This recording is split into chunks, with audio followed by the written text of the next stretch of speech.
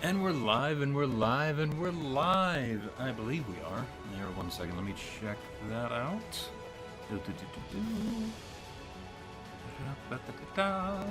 Yes, we are. Here, let me see if the audio is working. Ah, it is. Excellent. Excellent, excellent, excellent. Okay. Let me get the links out, and then we can begin. I hope that everybody is doing well. Oh, let's see here. Yep, we'll throw the links out on Minds and then the Discord servers. Still have not figured out how I can stream the Rumble yet, but, you know. I'll stick with what I know right now, and maybe before I begin a new game, and I mean a new game other than Fata Morgana right now, I'll try to see how I can stream two different platforms at once. Okay, let's see here.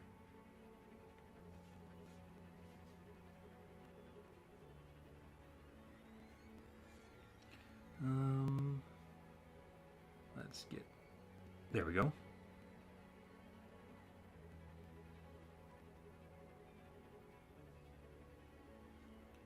Okay. So it's on Minds. Let me get to the servers, then we can get going. Excuse me. Sorry about that.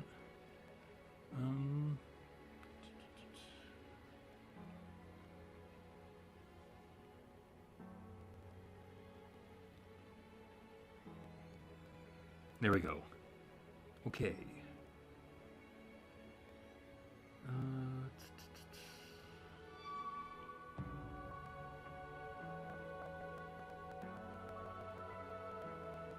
Alrighty. Now let me get this in there.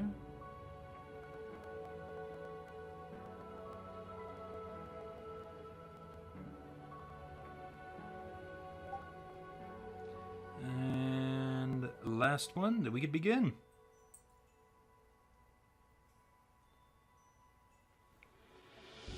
Awesome. Okay. Oh, I forgot to put it on Abyss Cafe, actually. Forgive me, just one more link.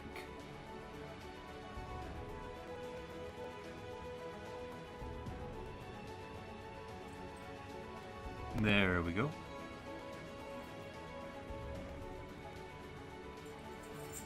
Now we can begin. Let me pull up the chat. Okay. Chat's pulled up, and all the links are out. We are good to go. Actually, give me 1 second. Let me run to the fridge real quick and grab myself something to drink.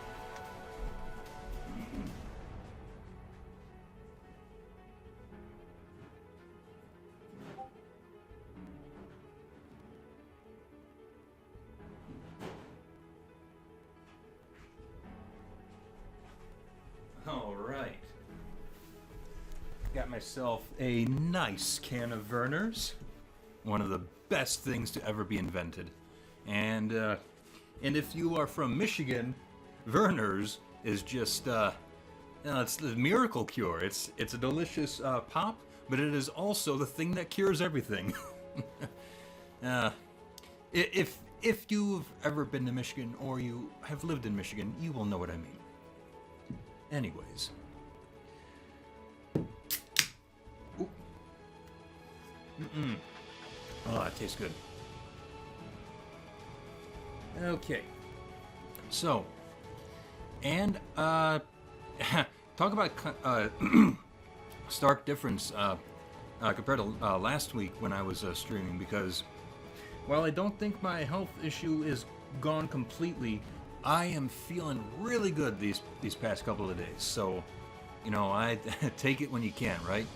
And right now it's been it's felt incredible to not be hurting and in pain quite a bit.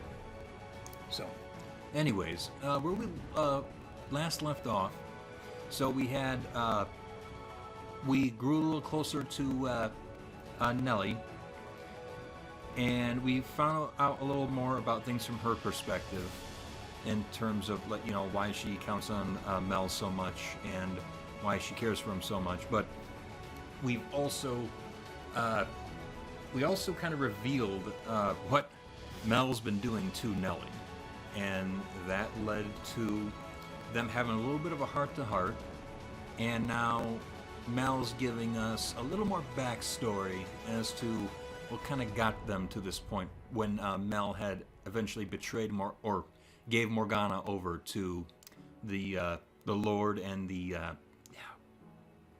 who was Jacopo, and then I'm not sure if he's just considered a knight or a brawler. I forgot what he was referred to as, but the guy who Yugimasa was in a prior life. So,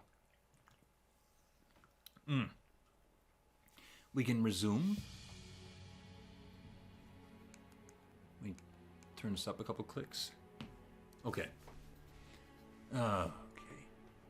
And so, like I said, so Mel is giving us a little more of a backstory leading up to the point to which he handed off Morgana.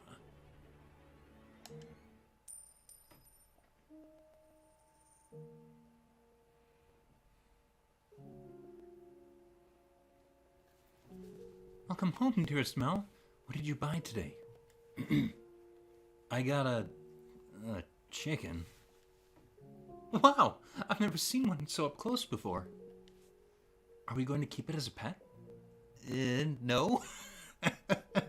No. I was planning on using it for supper. What? You're going to cook it? Hey, PETA folks, guess where food comes from?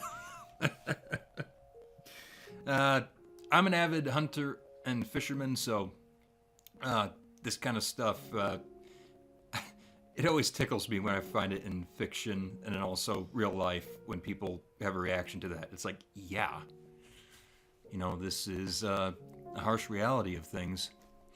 I do argue, though, I don't mean to go off on a tangent right when we've kind of begun, but I'm telling you right here and right now, if you ever get into hunting and fishing, you will appreciate life even more.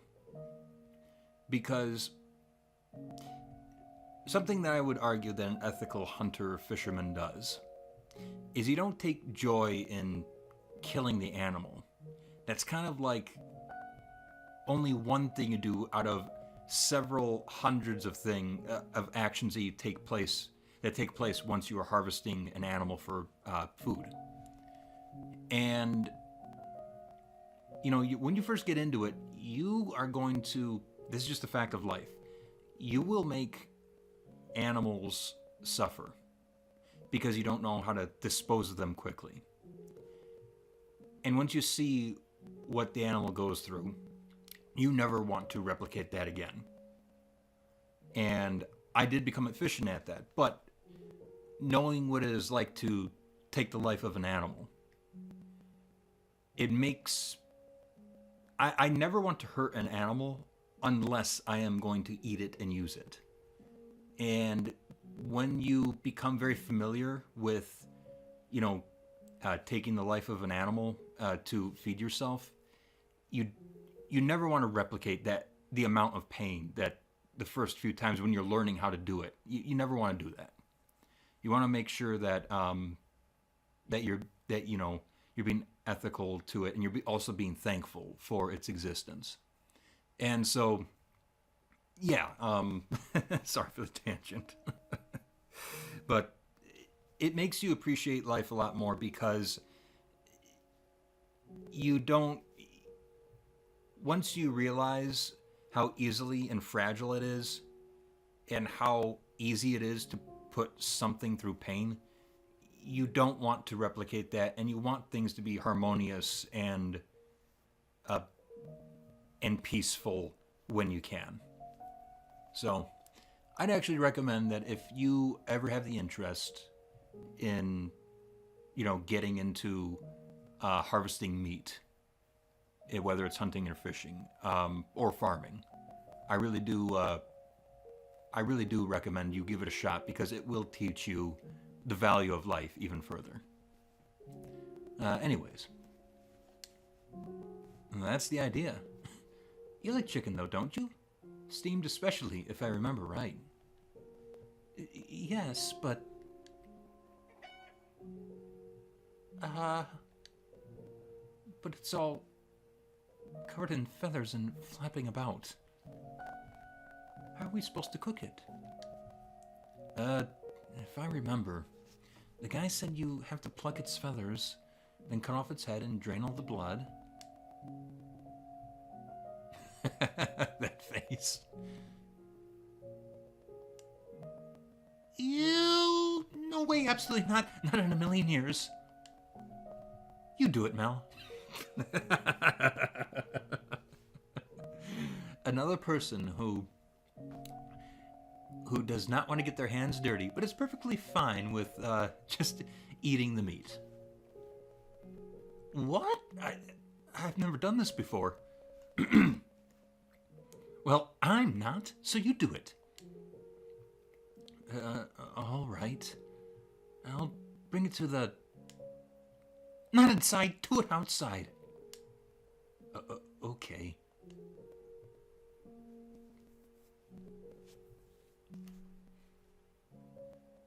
I've never had to slaughter a chicken before. Chefs back home always took care of it.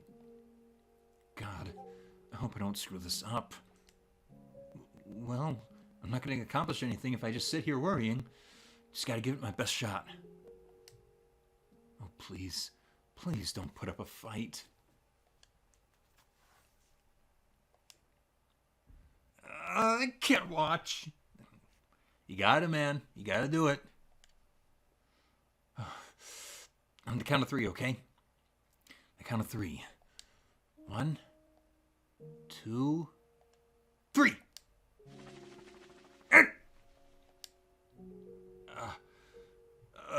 Wait. Come back. You closed your eyes, didn't you? Never killed a chicken, but I have gotten grouse. Whew.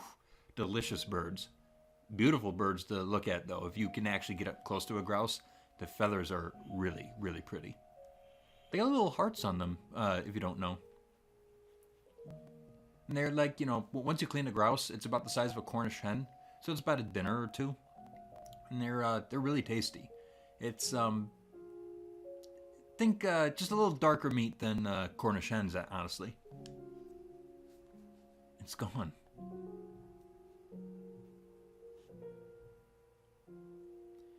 At first, I was just fumbling about in the dark, constantly messing up everything I tried.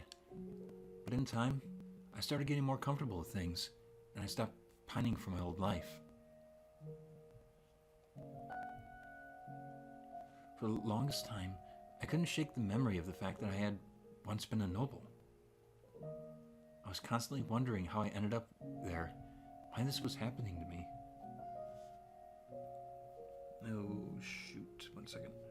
Just trying to... There we go. That's better. Just trying to get the Discord to quit, Just trying to get the Discord to quit, screaming at me. Okay. Nellian seemed to have adjusted fairly quickly, but I wasn't faring so well. I was surprised, honestly. I figured if anyone was going to have an issue with our new lifestyle, it was going to be her, not me. Oh, pardon me. Back home, Nellie had tended to be, well, a bit of a princess. She was frequently harsh with the Abigails, scolding them for the smallest of things. There were times I thought she might be biting her tongue for my sake, but every time it crossed my mind, she would say, "I've got you, dearest Mel. Everything's just fine." And it was those words that kept me going.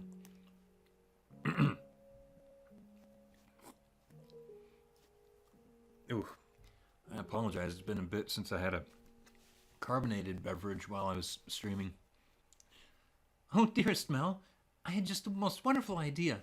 Would you like to hear it? Sure. What's your idea? We should get married. No.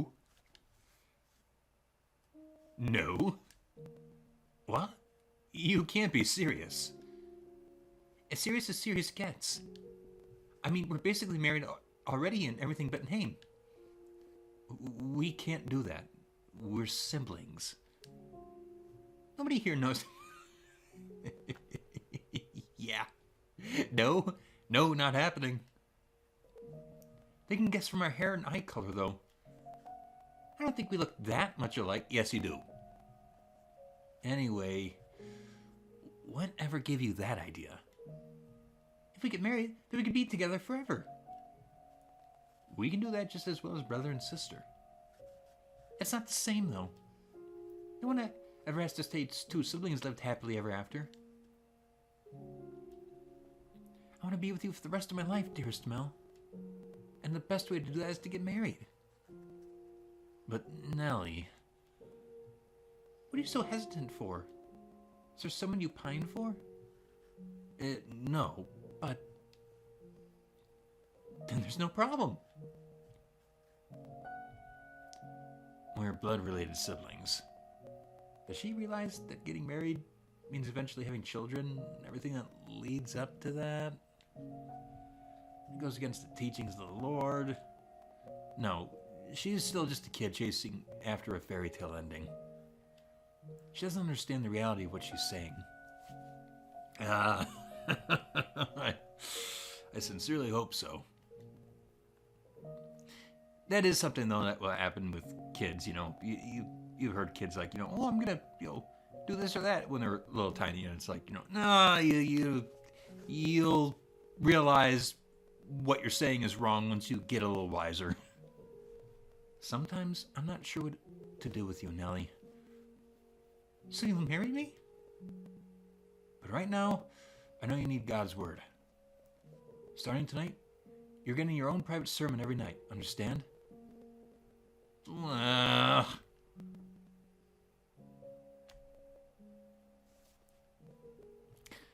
Nellie, you could use a lot of God, honestly. My instruction was as much for my own sake as it was for Nellie's. I'm not gonna lie. The thought did cross my mind after her proposition might not be so bad. For one, I couldn't imagine spending the rest of my life with anyone else. And it had been her smile that kept me going when things got difficult. I'm sorry, what? But I knew it was a sin.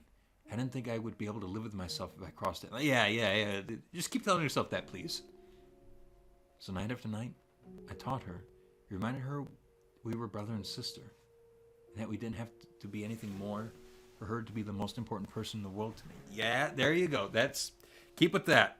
That's true and it's good. It's true and good. And after about our third month away from home, that life began crumbling. Nellie woke up one day with a high fever that refused to break. At first, I thought it was just a cold and that she'd be over it soon enough. But as much as I tried to convince myself, oh, she'll be better tomorrow, she just kept getting worse until eventually she couldn't even get out of bed. She had visibly lost weight, and I had never heard her voice so weak and lethargic before.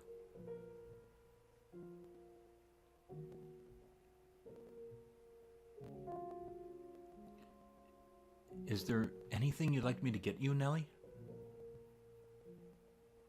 All I want is you to be here with me, dearest Mel. You really should eat something. I'll make you something you like. How about a nice expensive chicken? Last one got away, but I won't let that happen this time. I'm not really in the mood for anything too heavy. Oh, okay. Don't you worry, Mel. I'll be better before you know it. Yeah, you will. You'll be just fine. Everything's gonna be back to normal soon. Mm-hmm. Watching Nellie grow weaker every day scared the hell out of me. I desperately did not want to lose her. If I lost her, then who would be left that wanted me? Who would tell me I was worth something? Who would say nice things about me? Who would be there for me every day? just when I had started to feel optimistic about this new life, started to feel comfortable in it, it was looking like it might fall apart again. I searched everywhere for some medicine that could cure her. Healthy foods, fruits and vegetables with supposed medicinal properties, anything I could get my hands on. I prayed. And Nellie, you were overjoyed. You were thrilled I would go to such lengths for you. But the reality is, I was really doing it for myself. That is something that I will say. Like, I don't... If you are doing something for somebody, I don't think it's bad for you to want to do it to feel, to feel good about yourself too. Now, that can't be the sole reason, but it's like, like if you're trying to help somebody out and you want to help them, it's not bad to also feel good about it.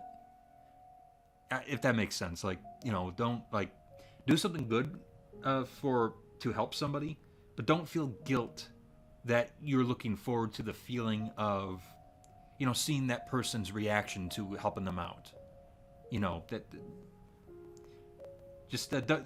I guess what I'm getting at is like, never feel like you're overwhelmed with guilt, because it's like at the end of the day, you still did something good. Just do it for the right reason, but don't lose sleep because, oh man, Anyways, as much as I searched, I couldn't find anything that worked, and I started to panic. I would go to bed at night, afraid I'd wake up the next morning, and Nellie wouldn't. I was already grasping at straws, and I was ready to try anything that had even the slightest chance of curing her. And then one day, I heard whispers. Whispers of a witch who lived by the lake. They said that she was a recluse, that she hardly ever left her house, and that she hadn't been down to the city in years. And they told me she might have some medicinal herbs that could help, so I rushed down to the lake to see her. Sitting by the shore was a small cottage, even less luxurious than where Nellie and I were living at the time. Seeing the thin trails of smoke rising from the chimney, I was convinced the rumors were true. A witch lived in that house. I wasn't sure what to expect. Being a recluse, I figured she wasn't going to be very sociable, at least. To tell you the truth, I was kind of scared to knock at her door. But I had exhausted all other options, so I clenched my teeth and gave the door 2 firm raps.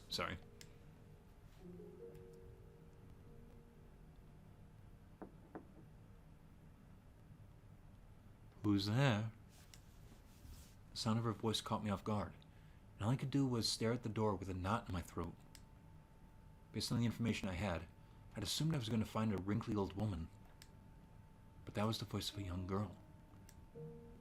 Even though she'd only said 2 words, there was something indescribably enchanting about that voice. I could listen to her talk for hours on end, in some kind of strange, hypnotic trance. It was almost like magic, for the lack of a better word. I stood there, dumbfounded, like my soul had been sucked from my body. Who's there?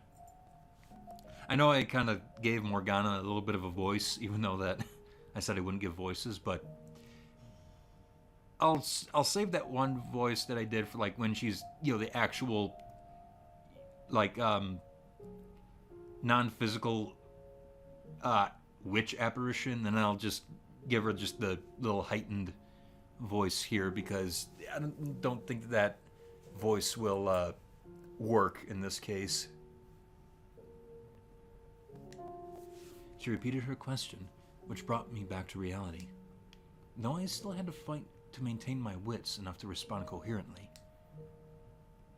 My sister has fallen very ill, and she is desperately in need of medicine. I was told that the person who lives here is a skilled herbalist. Could I please get something to treat her? What are her symptoms? She's got an extremely high fever that won't come down. She has no appetite. She's only drinking water, and she can't get out of bed. We're going to want to lower her fever first. After that, get her on a nutritious diet. I'm going to give you 2 medications. Give her the first while her fever's high, and the second after it's come down. Thank you very much. Her voice wasn't bright and energetic like Nellie's. It was more restrained, somber and quiet, yet simultaneously clear and sharp. The sound tickled my curiosity. I wanted to know what she looked like. I wanted to know what kind of girl stood on the other side of that door. With a voice that pretty, she must be equally lovely, I thought. Yeah, she's kind of scarred up, man. And I had to see it for myself. My wish didn't fall on deaf ears when she opened the door to hand me the herbal medicine and take my money. Her head peeked out between the crack ever so slightly. I said I would tell you everything, exactly as it happened, so I'm going to be perfectly honest with you. It was unsettling. It was nothing like I had imagined from her voice. Her skin had, I guess, fallen off or something, because you could see the raw red flesh beneath. To say it was hard to look at would be an understatement. Most of her face was covered by a black hood, so all I could see was her mouth and chin, but even that much was harrowing.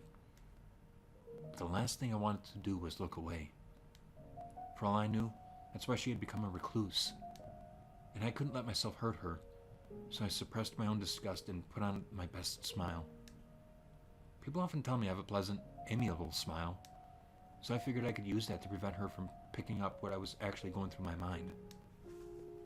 When she saw my face, a look of surprise seemed to cross hers.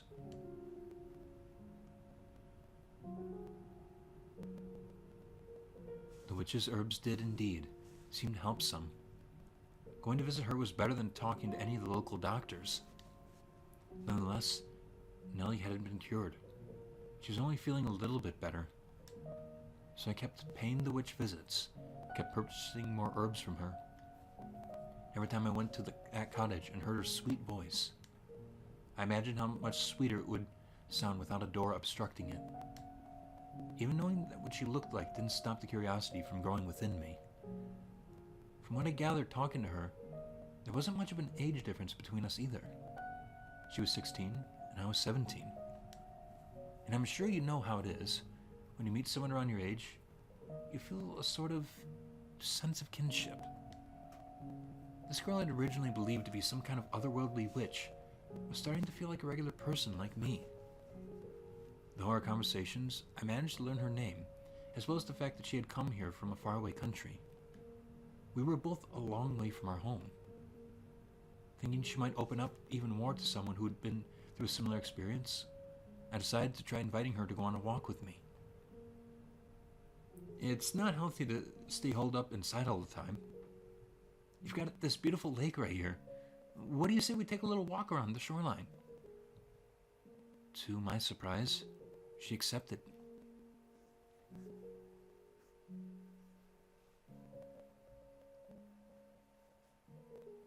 I love the little black butterfly holding, clipping the coat. That's nice.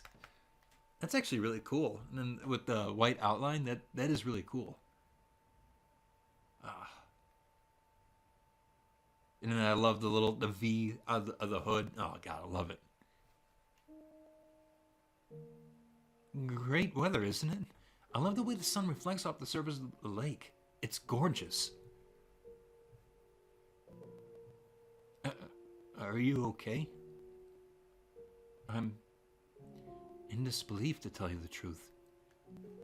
Huh? What for? You've seen my face.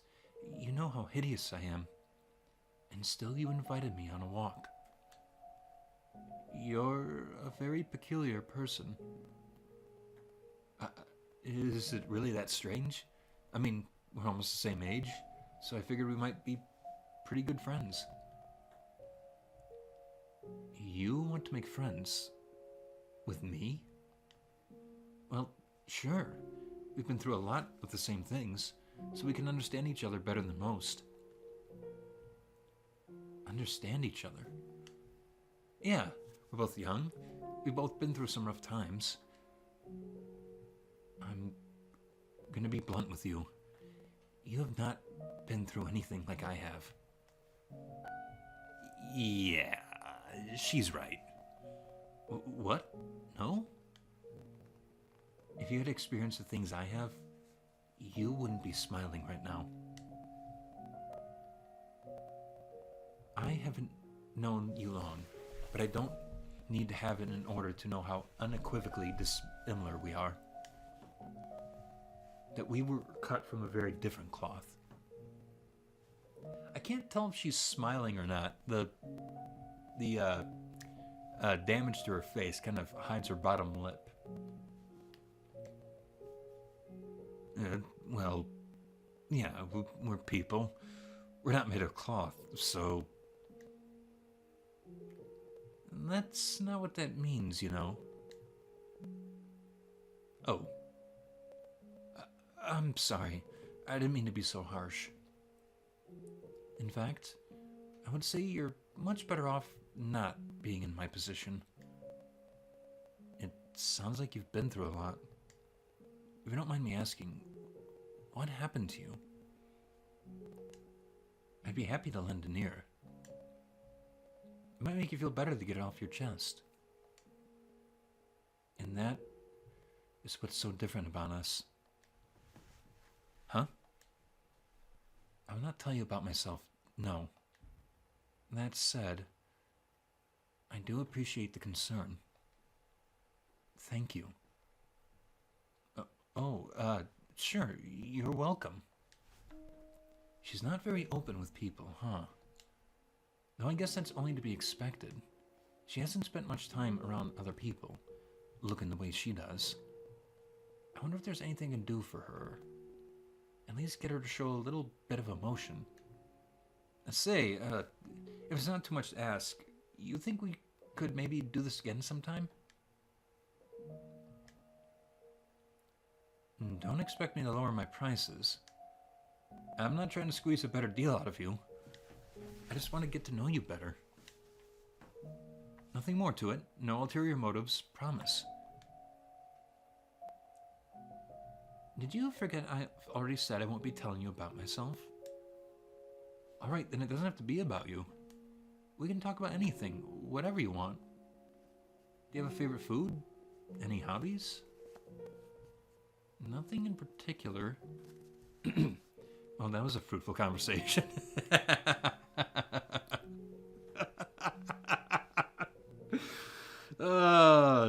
Yeah, I've had this kind of conversation before. Oh, look, they even got the details on her hands. That's pretty good. God, and the colors too. This game just has all my favorite colors on certain characters. I love it. Because I love red, but I like that like dark, like almost burgundy, you know, like or scarlet kind of red. Oh, look at that. And then the shadowing gives it like a little purplish hue here and there. Oh, God.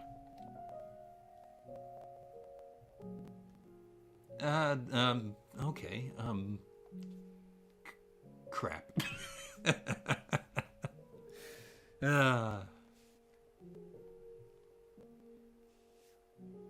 have no interest or tastes worth mentioning, so if you want to talk, I suppose that leaves you to be the subject. Me? Tell me about yourself. My life's not all that exciting. Anything I had to tell you would probably just bore you. I'm not looking for excitement. Okay. Alright, then I guess I can tell you about myself.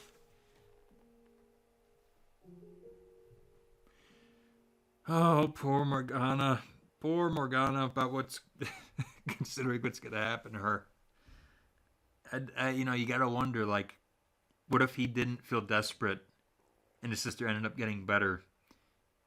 Hopefully Morgana would end up, you know, just creating this friend with, between her, a friendship between her and Mel, and then who knows what things would have been like moving forward. And so I did. I told her about my family situation, and I told her about Nellie. That was pretty much all I had to talk about. For the most part, she hardly even reacted to anything I said, so it was difficult to tell if she was listening or not. But she would urge me to continue whenever I would go quiet for some more than a few moments. So I suppose she was listening. Every time I came to purchase more medicine, we would go on a walk around the lake together. A single loop around the shoreline didn't give us much time to talk, but my attempts to reduce our walking pace to stop or to extend our time together were flatly ignored. And she refused to go around more than once, claiming it would disturb her daily rhythm. That said, she never refused an invitation either, so I don't think she particularly disliked me. Yet, anyway...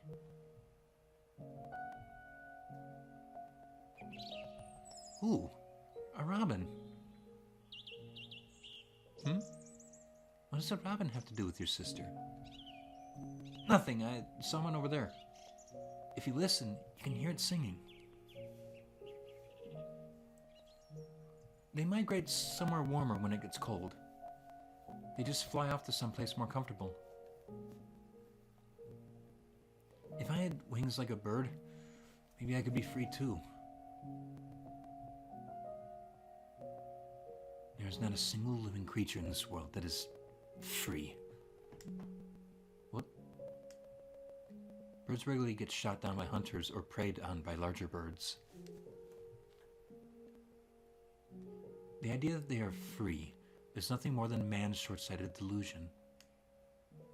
I'm sorry, I guess. No, I should be apologizing. I wasn't trying to attack you.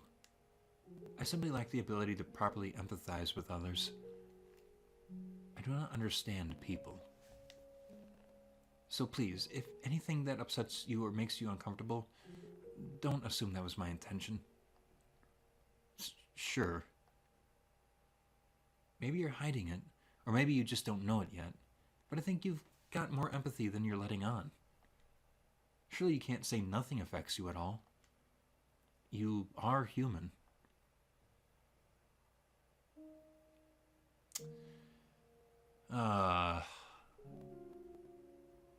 You gotta wonder how that feels for her after she had been brought up to essentially believe she was a god amongst men.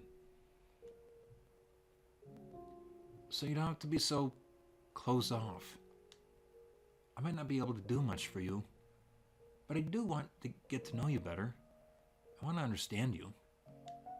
So if you ever feel like talking about yourself, just know that you've got an eager pair of ears here.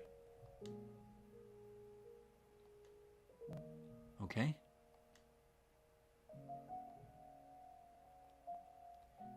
If there were ever someone who could understand me, who could empathize with me, they would not be human. What do you mean? That you would need to be far removed from any idea of humanity to have a chance at understanding me. Regardless, I do appreciate your kind words. Sure. So, out of curiosity, do you have anyone, really important to you in your life?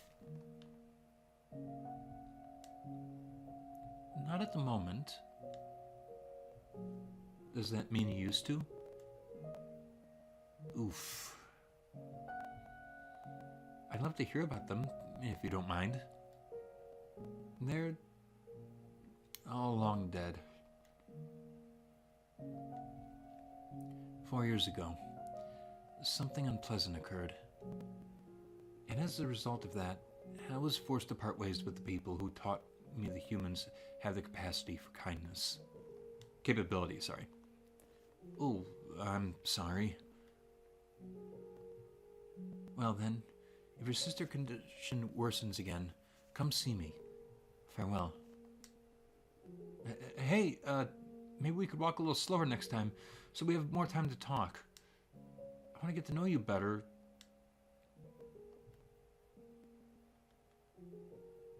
I'll consider it. Does it really require that much thought? So long. Bye. See you soon.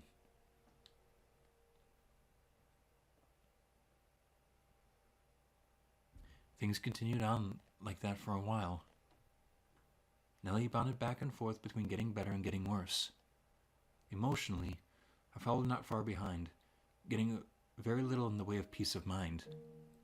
Having to spend so much time worrying over and looking after Nellie was starting to wear me out. Even though I knew good and well she had it much worse than me, I wanted to be done with it all. I wanted to be free. I wanted her to get better as soon as possible, so I could stop agonizing over her. So at some point, I started wishing for a miracle. I didn't care if it came from God, an angel, or something less holy. I just wanted someone to cure Nellie and take that weight off my shoulders. During one of our walks, I let that slip. I'll take anything at this point to make her better. I'll even take a miracle if I can get one. I assumed she would, as she had a tendency to, say that people who believed in miracles were delusional. She was, in my mind, very much a realist, which is why her response surprised me so much.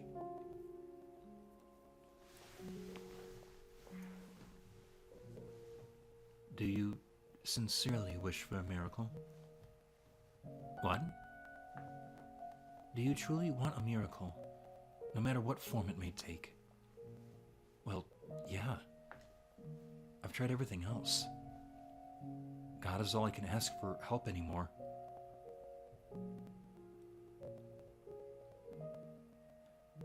I know what you're going to say. There's no such thing as miracles. If there were, Nellie would already be better. I've prayed every single night for her recovery. It's all just a delusion, I know. Miracles do exist. What? If you had faith, and you sincerely wish for her to be healed, you will be granted your miracle. What are you talking about, Morgana? You've said many times that you wish to know more about me. Yeah, I have. Well, I'll grant you that one wish. As you listen to my story, you will come to understand why I said you will never be able to empathize with me. And as you do, hope will sprout up within you. Here in my lakeside cottage, I am known as a witch, but I did not used to be called as such. No? I am the daughter of God. Kind of comes off as ominous with your look there. Holy shit. Yeah, that's, yeah. I don't know why. It just comes off creepy with the imagery. Especially the black cloak and everything. A little culty. That's how it's kind of coming off as. Most people would dismiss such a claim as madness. I almost did exactly that. But there was something strangely enchanting about her voice. I found myself slowly drawn into her tale, listening intently to her every word. The more I heard, the harder it was to believe she was lying. And before long, I was convinced she was the daughter of God, a saint whose blood had miraculous powers. Her first cry ended a lengthy drought in the village where she was born, and her blood cured the sick. She rolled up one sleeve to show me her arm. Practically every inch of her skin, from her shoulder to the tips of her fingers, were scarred from when she had been cut. According to her, The scarring had once been far worse, but had been improved with the application of ointment. Every single one of those scars, she said, marked a person she had sought for her blood. For a person who had sought her blood, sorry. And I believed every word. There was something about her that set her apart from the rest of us normal people, like she was some higher being. They were not self-inflicted wounds, not the marks of somebody who had tried to take her own life, but symbols of the great sacrifices she had made. She offered to give Nellie her blood, and without a moment's hesitation, I accepted.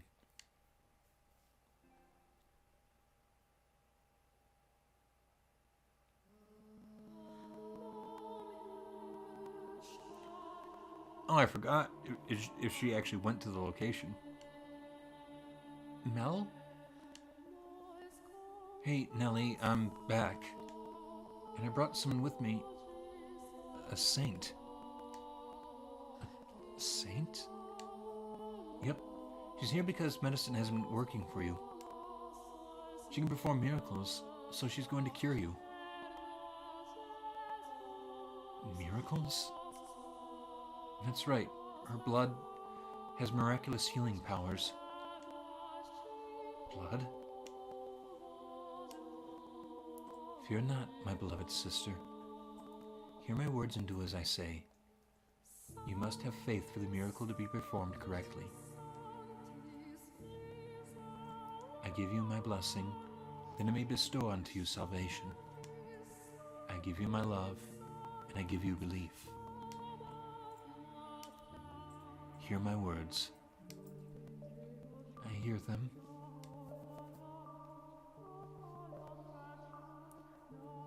This body was created not in a mortal womb. This flesh is not the flesh of man. This blood is not the blood of man. The water that flows through these holy veins flows from the river of creation. Have mercy on them, O Father. May the infirm find comfort in your warmth. May the destitute find reprieve in your generosity. May my flesh bring nourishment and health unto this girl. Bestow upon her your blessing, O Father. Morgana held a pale hand above Mellie's mouth and, without hesitation, sliced her own wrist. Blood slowly trickled down her middle finger from the cut, dripping into the gap between Nellie's bluish lips. I stood there entranced by the scene. It was like I was witnessing some kind of ritual. I wasn't sure, however, whether to describe it as sacred or profane. Watching the fresh blood trickle from the cut in her wrist made me break out into a sweat, feeling like I was violating a taboo. My knees rattled, and I could barely stand on my feet. Needles prickled my hands. Thoughts slipped through my fingers before they could fully form. Had I crossed a line that wasn't meant to be crossed? Had I stepped into a territory man was never supposed to enter? In time, I stopped processing Morgana's prayers as words. It became nothing but a rhythmical sequence of sounding bouncing around in my head. My line of sight grew gradually narrower.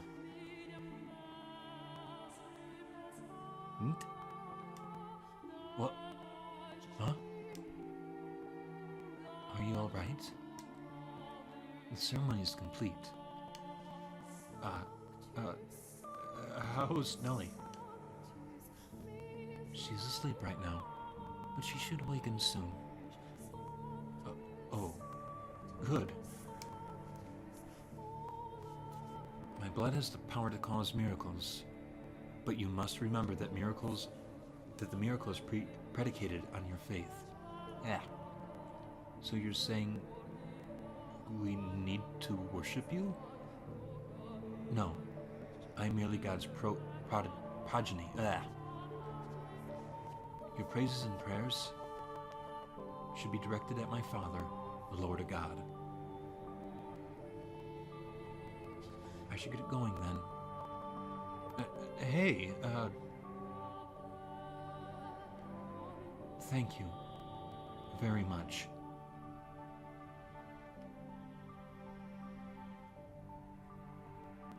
When Morgana had said I would never be able to understand or empathize with her, she had not been lying. Having only heard her tell of it, I'd still believed there was room for me to close the gap between us, that we still had enough in common. But seeing it with my own eyes, feeling it with my entire being, I no longer had any illusions of us being on the same plane. As I gave her my thanks, my voice was audibly trembling.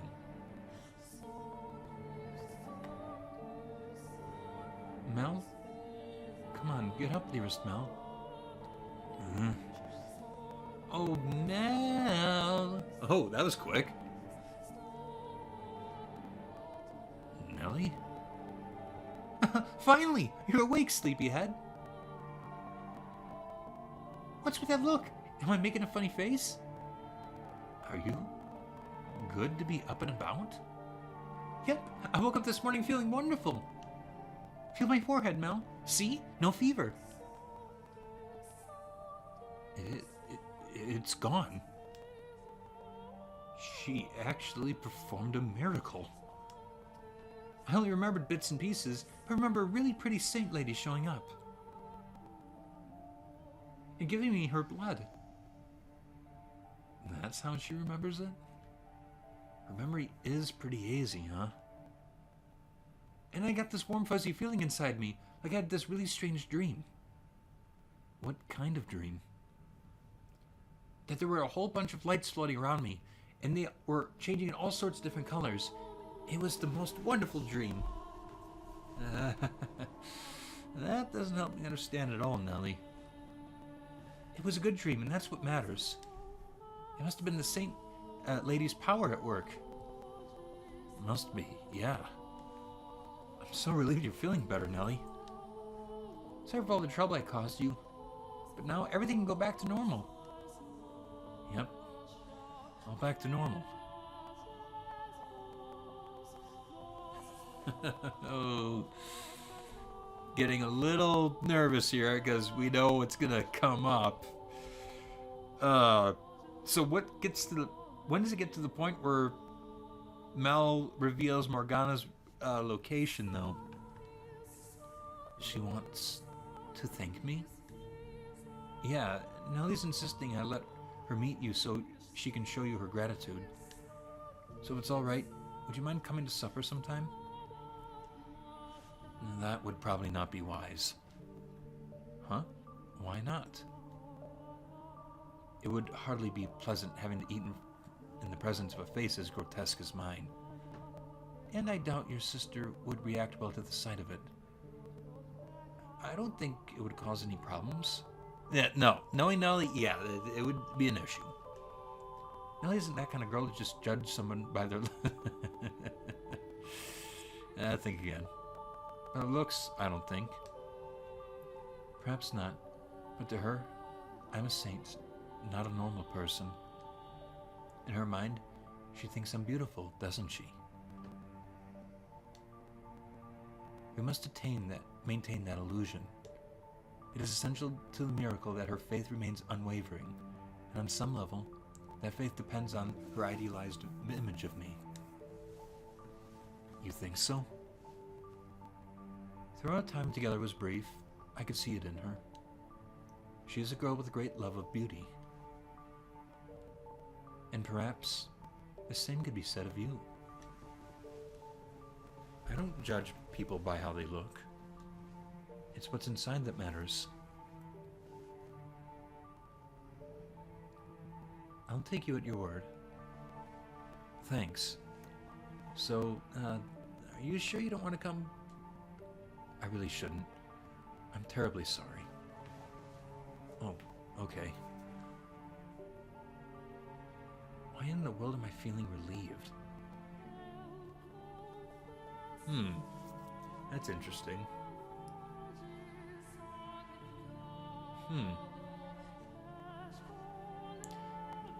Nellie recovering was a huge weight off my shoulders. Now, everything could go back to the way it was, quiet and unremarkable. I could finally go out and get a real job, Forget about my old life. Live like a regular old commoner. That was what I was going to do for the both of us. The problem was, Nellie hadn't actually recovered completely. She was in nearly perfect health for the first few days after drinking Morgana's blood. But soon, her fever came back. She stopped being able to get out of bed, and to top it all off, she started having lengthy coughing fits. During some of them, she coughed up little tiny bits of bloody phlegm. Oh, not good. I nearly had a panic attack. Yeah, you should. So I rushed down to Morgana's cottage and told her what was happening, to which she responded with a quizzical tilt of her head. Nellie's health meant everything to me. It certainly wasn't the curiosity her head tilt seemed to make it out to be. But it didn't seem to bother her at all.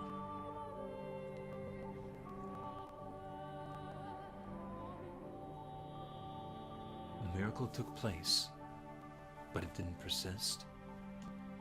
That doesn't make much sense.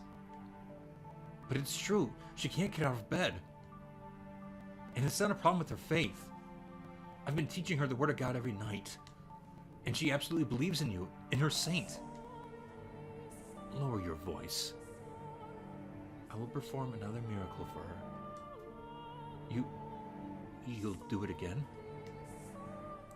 I will not forsake those who are in need. And it'll stick this time, right? I cannot promise anything. But why? Your miracles aren't supposed to be temporary, are they? Whether they are or not is decided by you and your sister.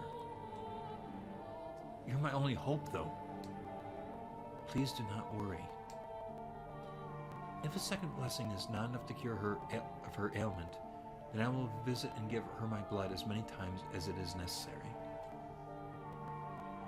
I will gladly give her every last drop of blood in my body. I assure you, my father does not want to see two young souls like yourselves torn apart, and neither do I. We should get going. All right.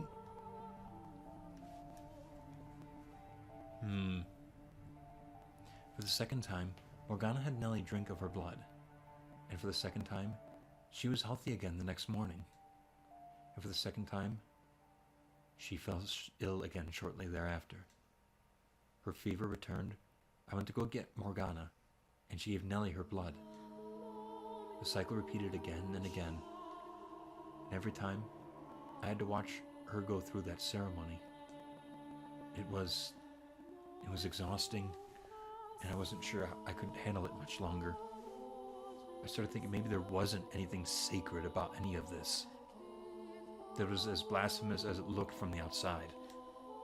I was making a girl cut her own wrist and feed my sister her blood. Nothing about that sounded right. I had nowhere else to go. No one else to ask for help. When I was with Morgana, listening to her words of reassurance, she, without fail, wiped away all the doubt I had. It wasn't until after she left the wave of regret hit me. I wasn't sure what was right and wrong anymore. I wasn't sure what to do anymore. Every time I went to go see Morgana, it got more and more difficult to look her in the eye. I stopped asking her on walks as often. I stopped trying to have chats with her, not so much out of a sense of guilt, but because I was getting to be afraid of her.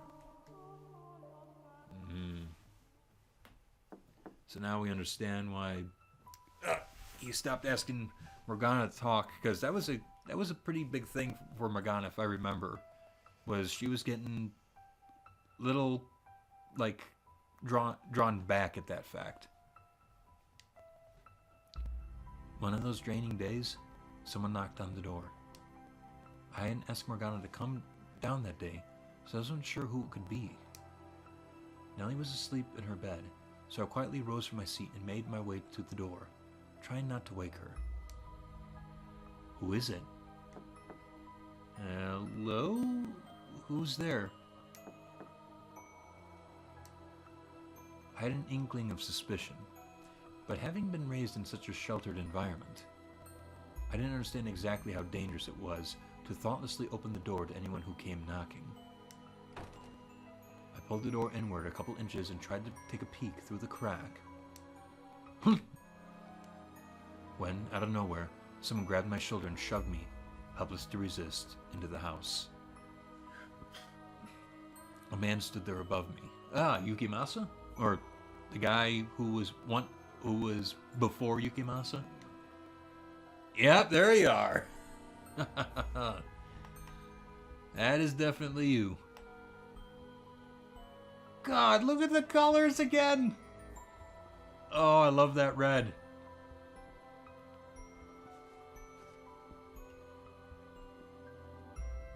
Well, what do you think you're doing? What do you want from me? I don't have anything valuable. I'm just a regular old peasant. I'm not here to rob you. What? You're in contact with the witch, are you not? Huh? The girl lives by the lake. Calls herself a witch. Witch? I don't know of any witch. Given what this guy did and what Morgana saw him do, I'm really surprised he's not going to kill him. The only one who lives there is a saint. A saint? I was told she was a witch. But regardless, there's a girl who lives there and with miracle blood, no? Looks like I've got the right person. Well, what do you want from me? I want you to help me. Huh? I need you to lure the witch out into the open. And why do you need that? Because I need her blood. I need to get my hands on the witch's miracle blood. Then ask her for it yourself. Why should I have to help you? She won't open the door for me. But you, I've seen you talking to her. You seem to be quite friendly with the witch. Taking little walks around the lake? How? I need your help. And what are you going to do once you have her outside? I have orders from the Lord to take her captive. The Lord? Why would he? That is none of your concern. You expect me to buy that? All I need from you is to get the witch out of that house. Why would I? She doesn't trust me. I could always force my way in, but there's a chance something might go wrong, and I can't risk that. If she hears your voice, she'll open the door, yes? The witch trusts you, unlike me. With your help, there's no risk of anything going wrong.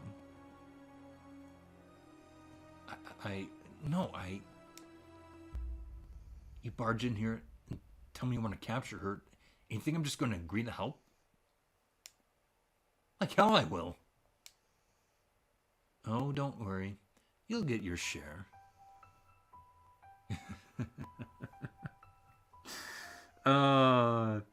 Your share. That's what you're gonna call it? Oh, fuck. I don't like that. No. Your share is a limb. Oh, God. You need the witch's blood too, right? I don't care about getting a share. You're asking me to deceive her. I don't care what you think she is. She hasn't done anything wrong. So no, I won't help you capture her. You leave me no choice then. What? Oh, he probably turned towards Nellie. He approached the bed where Nellie slept, drawing his sword and pressing the tip against her throat. It happened so quickly, and without any warning, my mind couldn't keep up.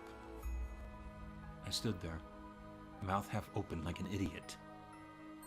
If I were courageous, if I were gallant and brave, then maybe I would have grabbed him, pulled him away from Nellie. But my legs seemed to be severed from my mind. They were frozen to the floor like two useless rocks. You have two options. Either you say no and protect the witch. Get away. Or you help me capture her. Get away from her right now. And if you choose the witch, I kill the girl. Get away. Make your decision. Get away from her. You have until the count of 10.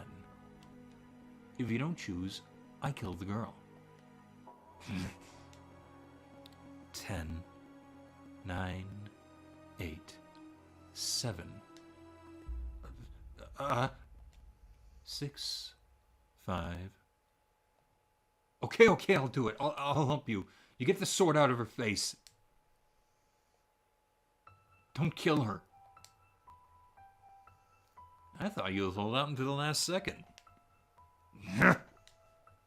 Well, what are you waiting for? Let's get going. Get moving. Oh, you pitiful little boy.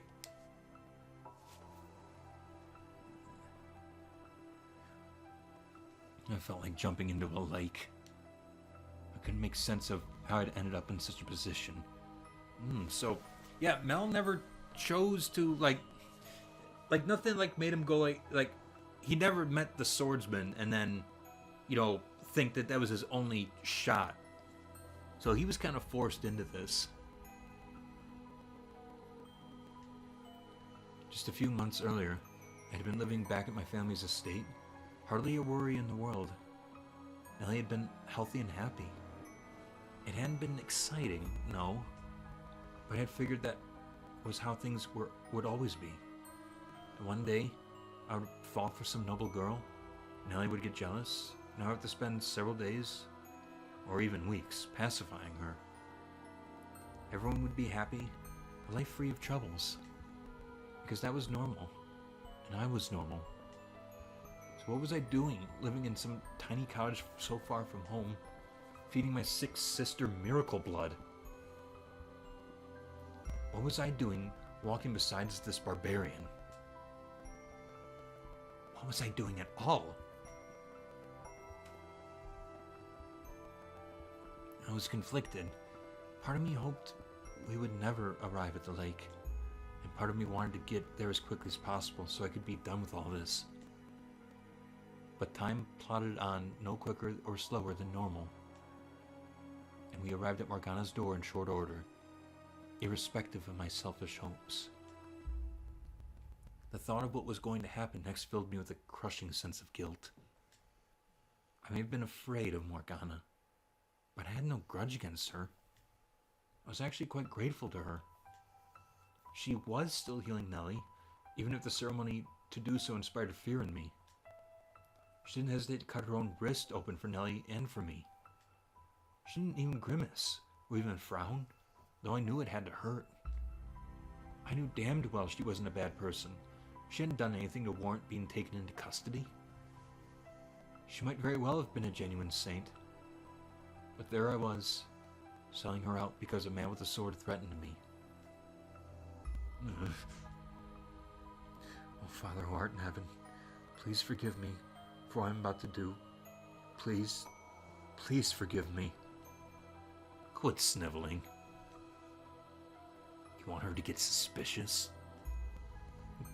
But how? I can't, please, oh God.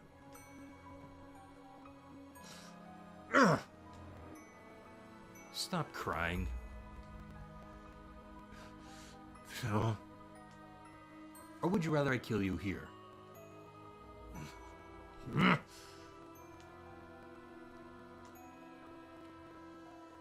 Just close your eyes. It'll be over before you know it. Do it. call on the witch.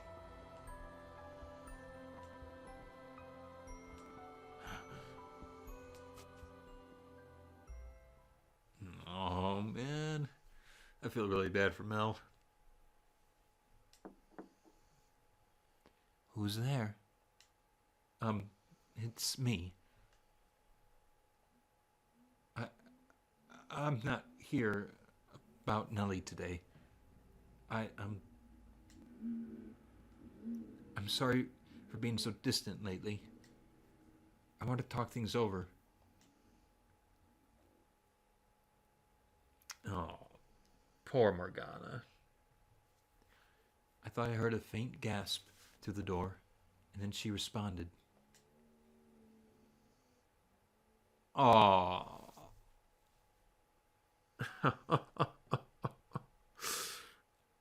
Oh, man. That's sad. I want to talk to you too. Why? Why did she want to talk now? She'd always been so curt, so rational, so quick to cut down my fantasies. Never one to get emotional or sentimental. She had always given off the impression of being something greater than we mere humans.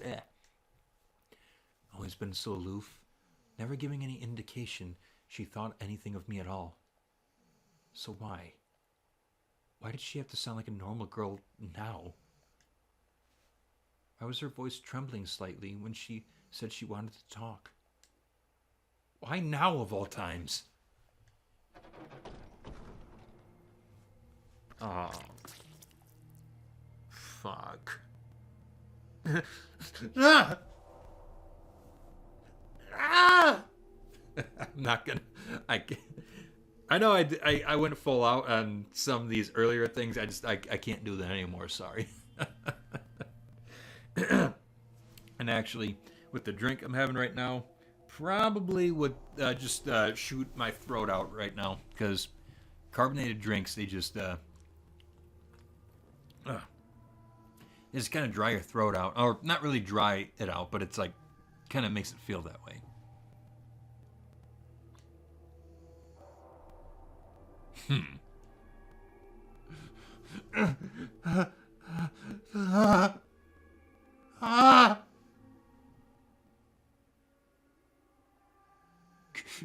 Get back. No, stay away from me.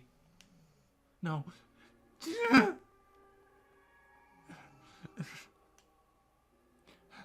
Help.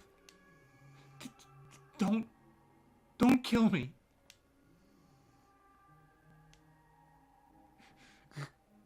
Oh, God. Take it. What? That's your share. Should last you long enough. Why? Why? Why did you take my arm? What do you mean by share? What? Why?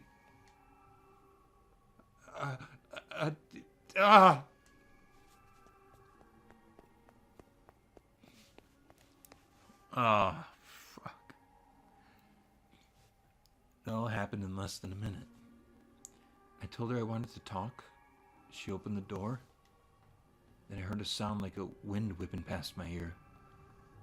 And the next thing I knew, her cottage was covered in blood.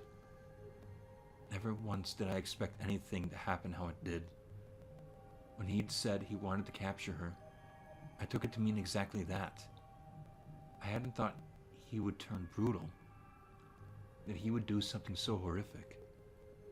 After the man cut off her arm, Morgana tumbled to the floor, floundering as he watched, blood trickling down the curved blade in his hand. Her screams were indistinguishable from those of a normal person.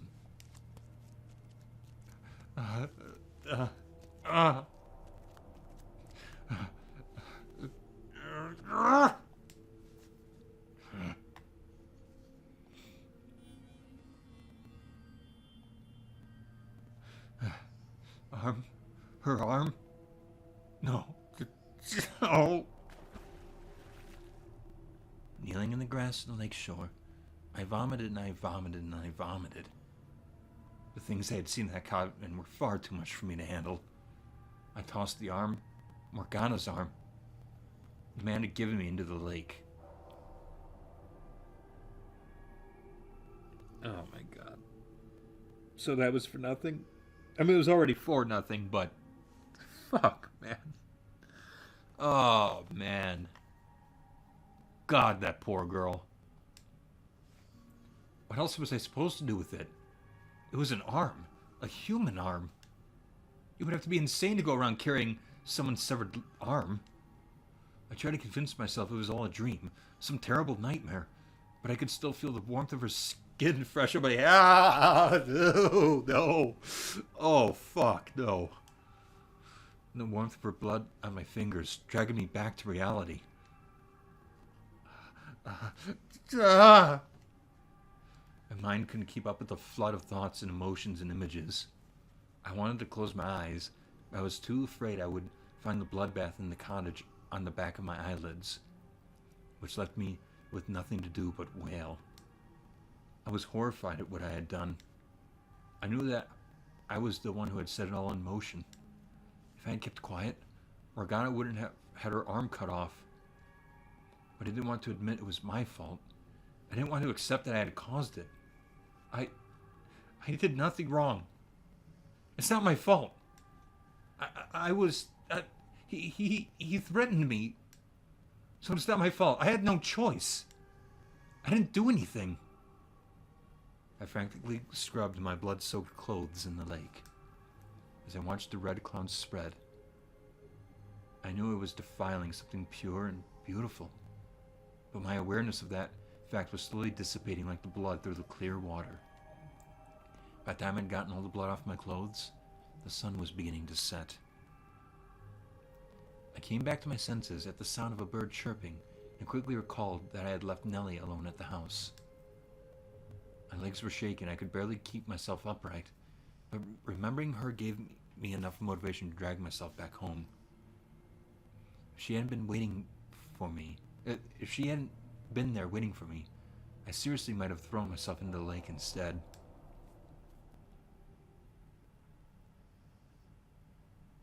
Mel? What's the matter, dearest Mel? Where have you been? Mel? I'm so sorry. What? I'm sorry, I'm so sorry. Will you ever be able to forgive me? Dearest Mel? I never meant for this to happen. I'm so sorry. Please, I'm begging you to forgive me. I'm begging you. Were you not able to get my medicine? Is that what you're crying about? It's not that big a deal, Mel. I'm just fine. Honest. I'm alright. Thanks. Oh. Oh, God. These poor kids. Oh, fuck. I wanted to forget everything. I wanted to forget about my involvement, about the horrible things I caused to happen. But whenever I lay down to go to sleep, I heard her screams, Morgana's animalistic howls. I saw her cottage, blood splattered everywhere. I felt her severed arm, still warm in my hands. From that day on, the sleep I got was hardly restful. Nellie probably didn't notice anything through her feverish haze, but I'm willing to bet I looked like hell. Praying time would cause the memory to fade. I started looking for doctors again. Instead of clinging to a miracle, I would try to have Nellie's sickness cured by the way normal people did. At some point, though, all that money I'd been given started running low. If I'd thought about it for 2 seconds, I would have seen it coming. I hadn't exactly been frugal in my attempts to find a cure for Nellie, nor had I been especially concerned about money before she fell ill. I was so used to living like an aristocrat, I hadn't succeeded in breaking those old habits, which left me with only one thing I could do for Nellie: be with her day in and day out. Every day that passed, I lost a little more hope. If I couldn't do anything and Nellie died, I would be utterly alone. And that was what scared me more than anything. The nightmares were eating away at me, leaving me with nowhere to run, and if I didn't have someone there with me, I wouldn't have been able to hold myself together. After 3 or so days of me sitting by Nellie's bedside, hardly moving, there was a knock on the door.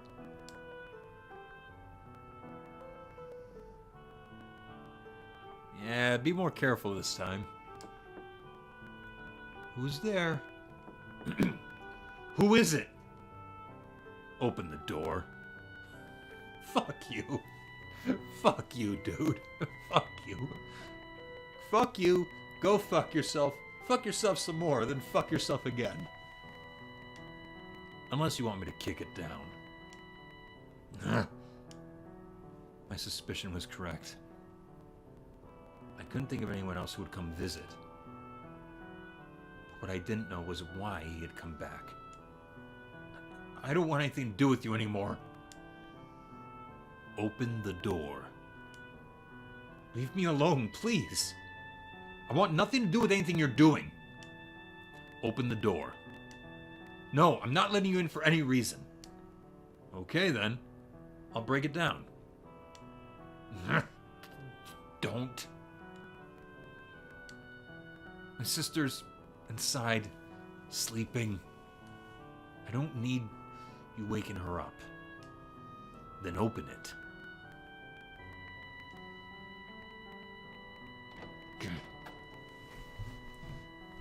What do you need? I did everything you asked me to already. What happened to the witch's arm? I threw it. I threw it away. You really think I was going to keep that? A person's arm? Well, what's going on? Do we have a visitor? Nellie. I should get them something to drink. Don't worry about it, Nellie. You get some sleep, all right? Can we go outside? I'd really rather not talk in here. Fine by me.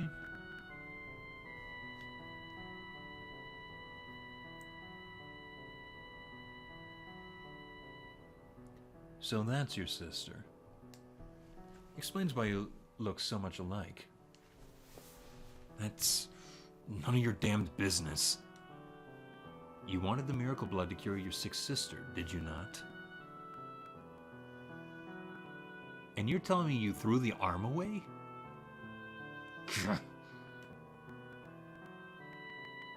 Are you interested in getting more blood? What? We're taking the witch's blood, turning it into medicine, and selling it through the church. Selling it? You're doing business in a house of worship? No. I suppose we're technically giving it away, but we're asking for tithes, so really it's the same thing. I'm not from this land, so to me, it looks no different than a business, but the people here, they see it as charity. Hey, not from this land. You don't look... Is that an Asian sword? I can't tell. I'm not well versed in blades and such. But I find it hard to believe that during this time period you'd have somebody all the way from Japan over here.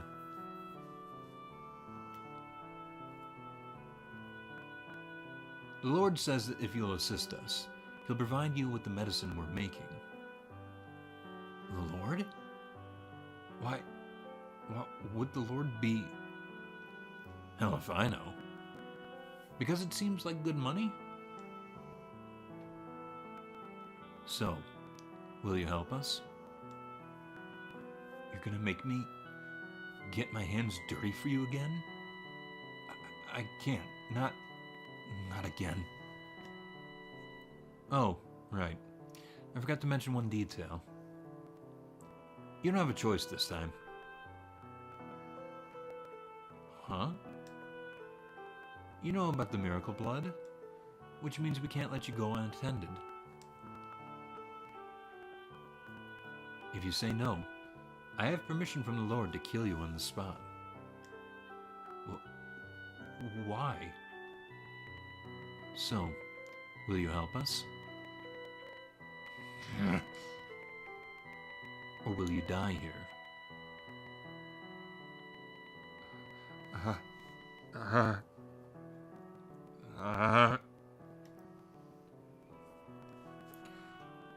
What was the right thing for me to do then? Should I have fought back and died? Should I have tried to run? Should I have taken my own life? I'm sure you've heard enough to know by now that I'm a weakling, a pushover. I didn't have the spine to do anything but to agree to meet with the Lord. He told me about the mansion. He gave me one of a set of 3 keys. He told me about the mansion, and he gave me one of a set of 3 keys. There we go.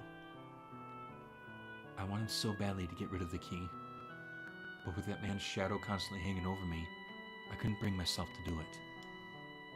Not when I could be the next one to end up losing a limb or 2. There was no way I could have disobeyed them.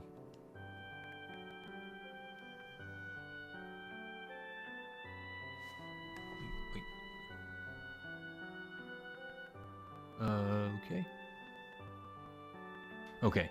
Sorry, it was just making sure the audio was working. And that's everything that happened 6 months ago. Every day since I arrived here, I've brought Morgana breakfast and supper. She doesn't say anything, but I saw it in her eyes the first time I stepped through the door. How could you do that to me? I've never looked her in the eyes since, because I'm too afraid of what I might see in them.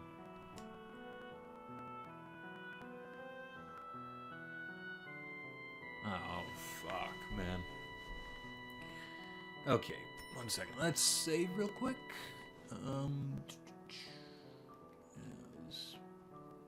Oh, shit. There we go. I think it's 4, right? No, 3. There we go. Okay. Oh, so... yeah, tragedy story, so I'm not expecting things to get any better, but... I don't know. I sincerely hope, though, that, oh,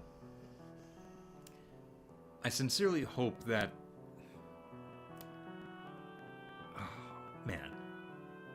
I feel so bad for Morgana and Mel in that story. So it's like, I would hope that if they are able to, in any way, be able to meet each other again, like, you know, if Morgana moves on, and if Mel moves on, that they can have that shot at becoming friends that they couldn't in this life, you know? Oh. I don't know. Is this just the romantic in me? I don't mean I don't mean like, you know, loving one another in that sense. I mean, like, you know, just, this is just, you know, the wishful me, just wanting things to work out in the end, but probably not. Oh, man. Oh, these poor characters. Every single one of them. Holy shit. Oh, boy. But no, things are not going to get better, are they? And that is how I ended up here.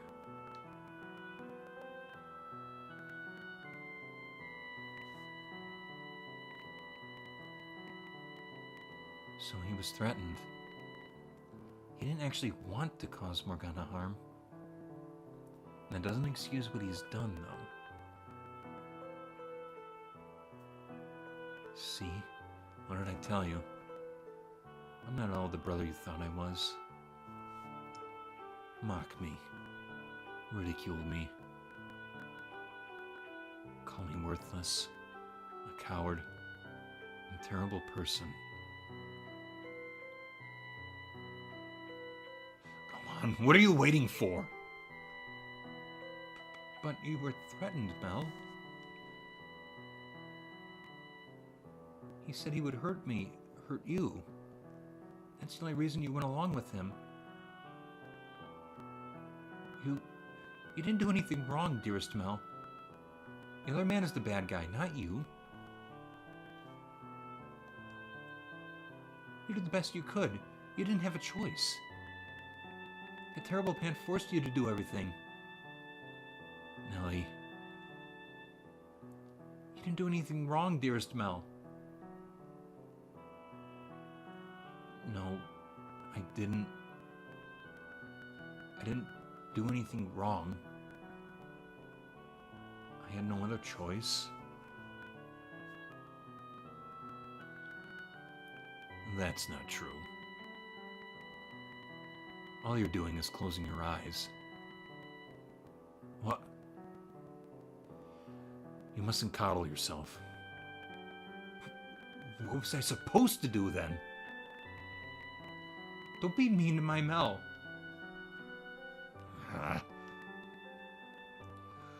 Did you really do the best you could?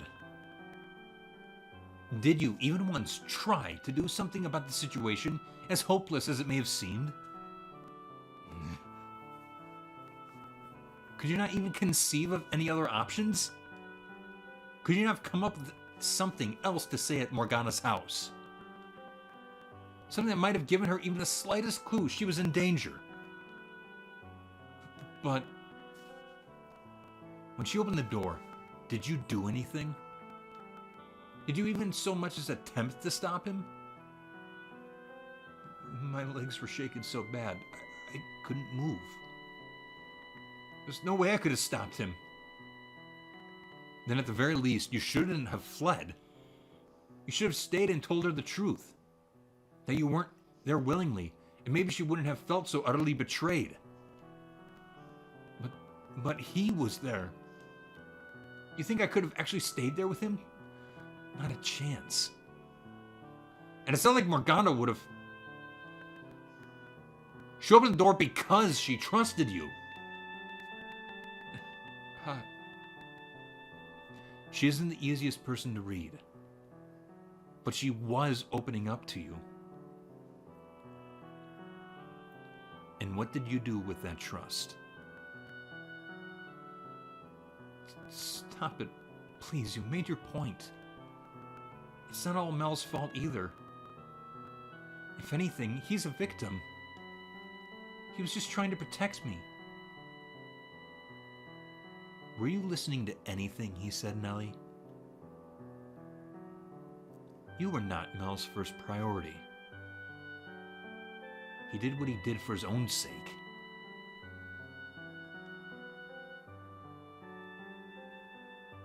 Well, what did you expect me to do? Pull courage I don't have out of thin air? What's so wrong with self-preservation? There was nothing I could have done to stop him. I'd love to see you try and do any better. And maybe you'd understand how scared I was, how little I could have done.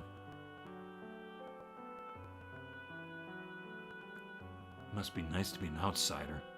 To talk about my experiences like you know anything. Analyze my decisions. Go on about what I should have done. You don't have a damned clue how terrifying it all was. How I felt having to go through it. Oh yeah, you're right. It sure would have been a courageous thing to do to sacrifice your life for someone else. But you know what? People like that only exist in stories. Oh, nuh-uh. Nah. You're talking to someone who actually did that.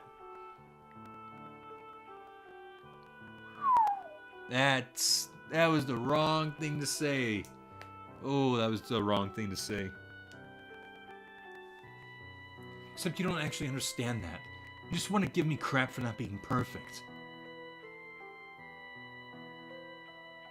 Do you want my pity? Is that all you want?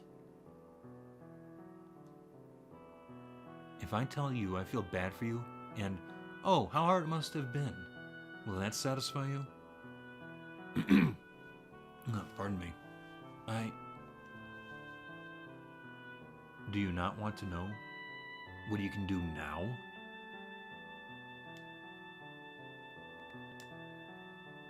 What's even left to do? Nothing I do is going to make her situation any better.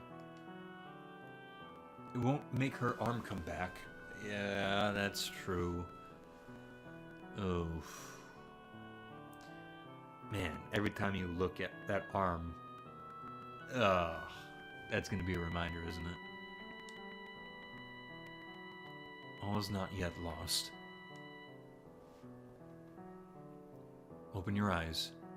Take a good long look inside yourself. Think about what you can do. Stop sitting on your hands, telling yourself it's too late. There's still time to make a difference. You just have to commit to act.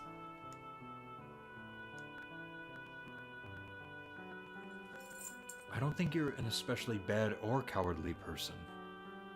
I think you're an ordinary young man. It might sound like I'm telling you to do the impossible. But soon, the time will come when you must make your choice. When you must stand up and take some responsibility for what you've done.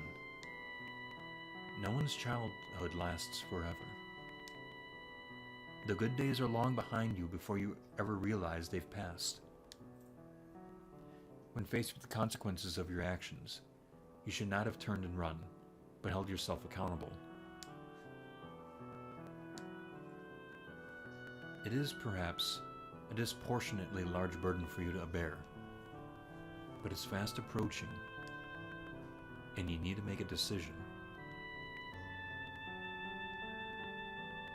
Find your courage.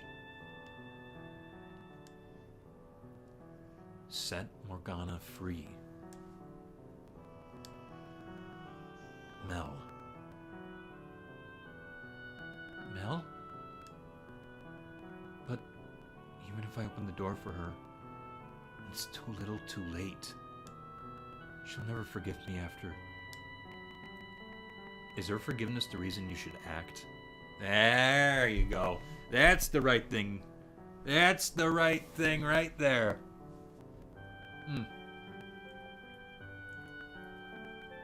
Ooh. Ooh, that's delicious. Now what's going on in the Werners?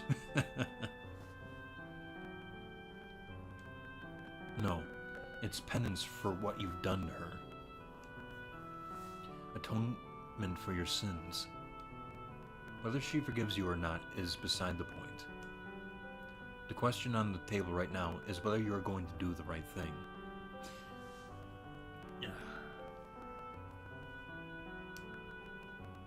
And what about her blood? Without Saint's blood, Nellie won't... You don't have to worry about me, dearest Mel. My life isn't so important that I want to take someone else's away to keep it. That is a very mature thing for that young of a girl to say. Wow. I'll think about what I can do to help too. It's partially my fault after all. So please, Mel, set the Saintess free.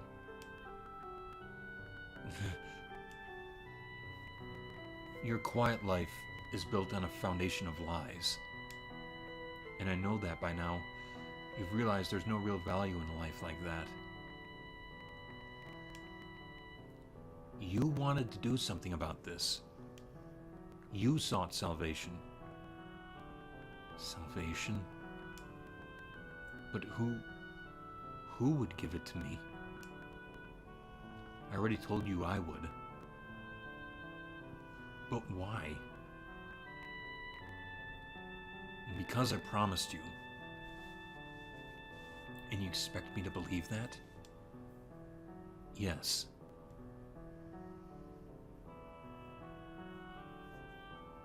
If you choose to sit here and wallow in your regret, there's no going back. Now is your only chance to make a change. Mel. Sorry.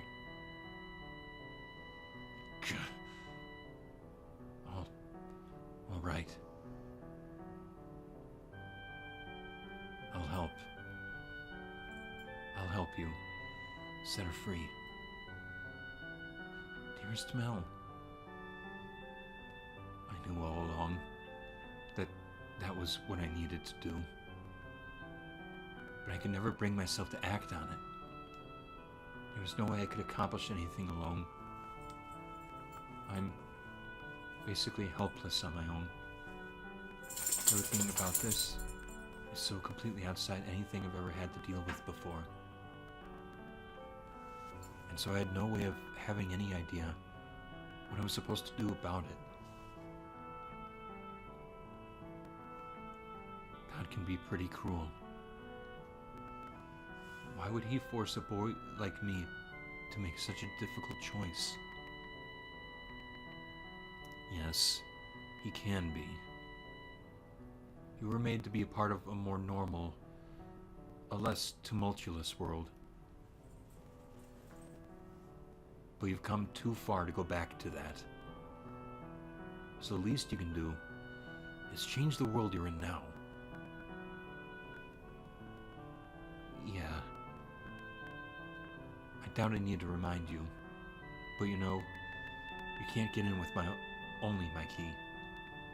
You need all three. And the other two, they don't feel an ounce of remorse.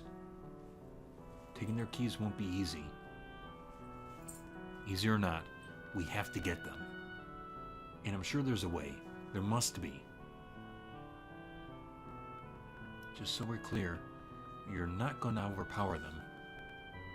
The guy with the sword's much stronger than you, and he knows how to use a blade. And he's the Lord's bodyguard, so you're not getting near the Lord either. Even the two of us together wouldn't stand a chance against him. But what if we get the nun in on this?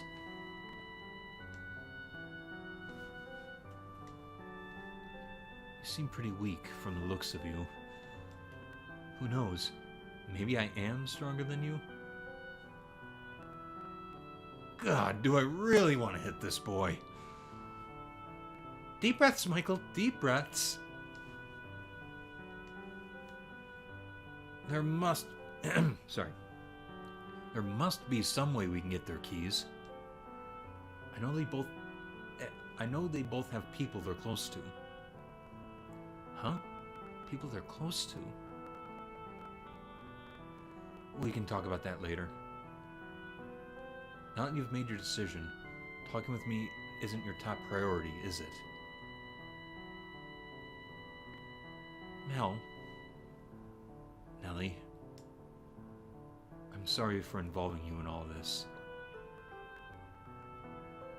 And I'm really sorry for being, well, what I am. I'm no prince, that's for sure. You always were my prince, though, dearest Mel. You did your best to be the brother I wanted you to be. Honestly, I adored the way you fawned over me. All that affection just felt so good. What? It made me feel like I was special, important.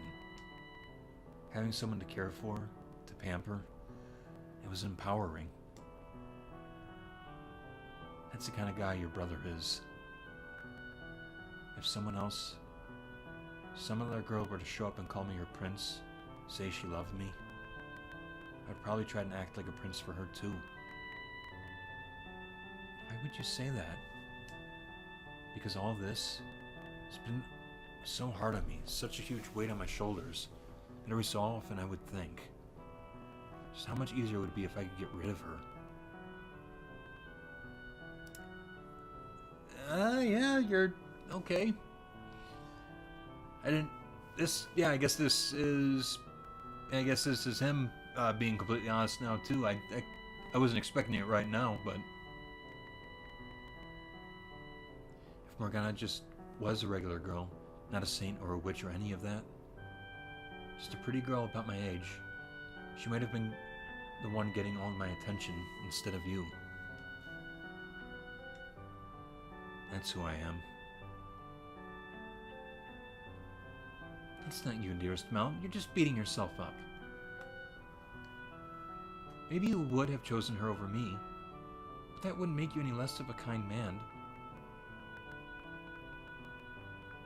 How can you say that after everything I just told you? Because, Mel, Tell me how despicable I am, Nellie. I'm not the brother you once adored anymore, am I? You're not what I thought you were. But you're still my one and only brother. That will never change, no matter what kind of person you become. It was wrong of me to make you into my prince, Mel. I should have done my job as your one and only sister in the whole wide world. Been there to help you as much as you helped me. I kept pushing my fairy tale fantasies onto you. And you did your best to live up to them. And I ended up forcing you to pretend to be someone you're not. And that's not true, Nellie. I enjoyed feeling idolized. But you knew it couldn't last forever, didn't you? I should have been beside you, not looking up at you. I let you coddle me. I let myself indulge in your love. I thought everything would be alright as long as you kept telling me how adorable I was. They were like magic words to me. I kept my eyes shut. Mel, Starting today, I'm going to do my best to be your sister. I'm all done holding you to fairy tale ideals. I won't make you pretend to be my prince for me anymore.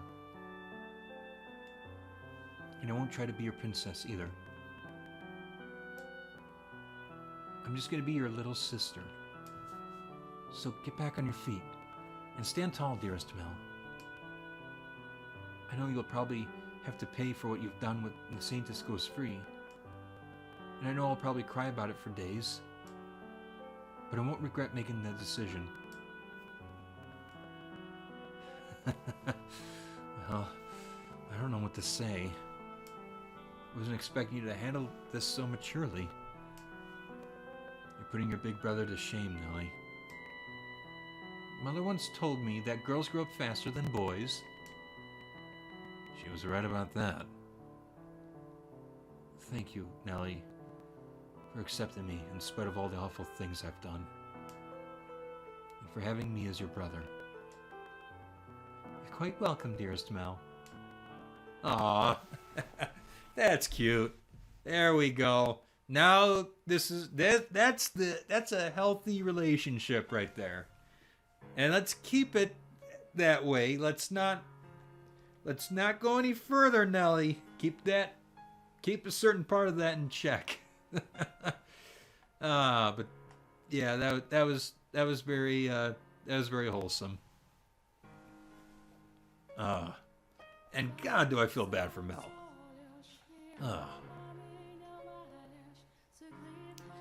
Anyways, should probably save after that, honestly.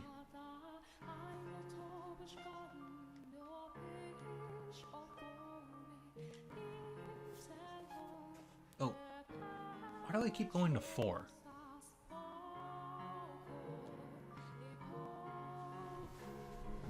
Okay.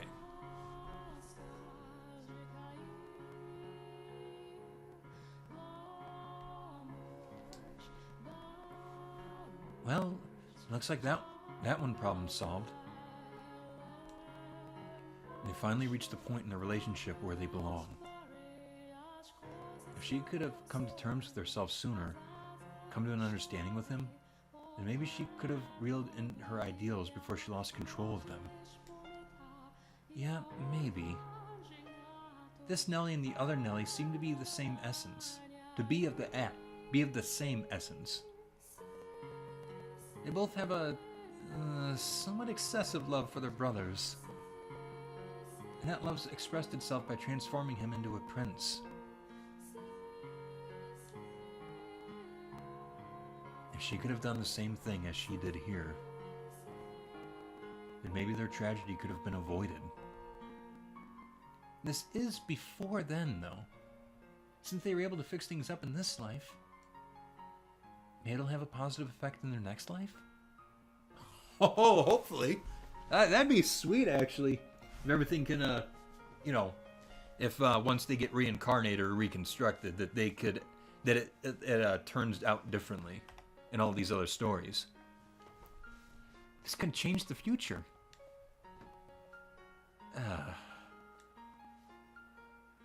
They might share the same souls, but they lived in completely different times. Do you really think that something like this could have any effect on the lives of people hundreds of years from now? There's no way to be certain, of course. Considering how tightly the two seem to be bound, I doubt it will have no effect. I hope it has some effect. Giselle? I was there in the mansion as it all happened, and I just stood by and watched. I feel so guilty about that. If I had done something, then maybe it wouldn't have turned out like that. I hate what I was then. What I was until just recently. From the memories left imprinted throughout the mansion, I'd show you bits and pieces of their lives. And as I told you their tale, the only thing I contributed was disparaging commentary. I don't feel like you were that critical of them. I absolutely was. I talked about them like they were somehow beneath me. Yes, you did occasionally offer an opinion or someone or something you showed me beyond the doors. But the fact that you were mostly detached from the events there is what allowed me to get to the core of their characters. If you hadn't been in the position you were, so you could tell me the story the way you did, I would never have been able to talk them into helping. You contributed more than criticism. Your words weren't for nothing. They made this possible. It makes me feel a lot better hearing that from you. And if you still regret your inaction, then make up for it now.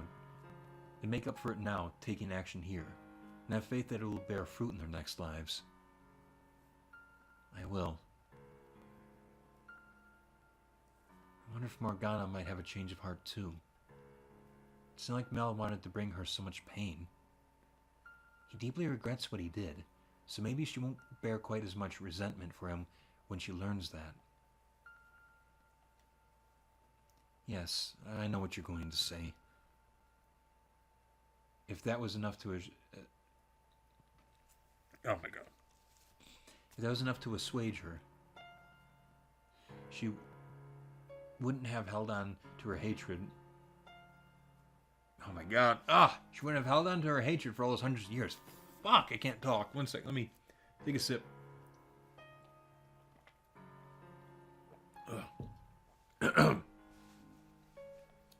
Ooh, maybe next time I won't drink Werner's.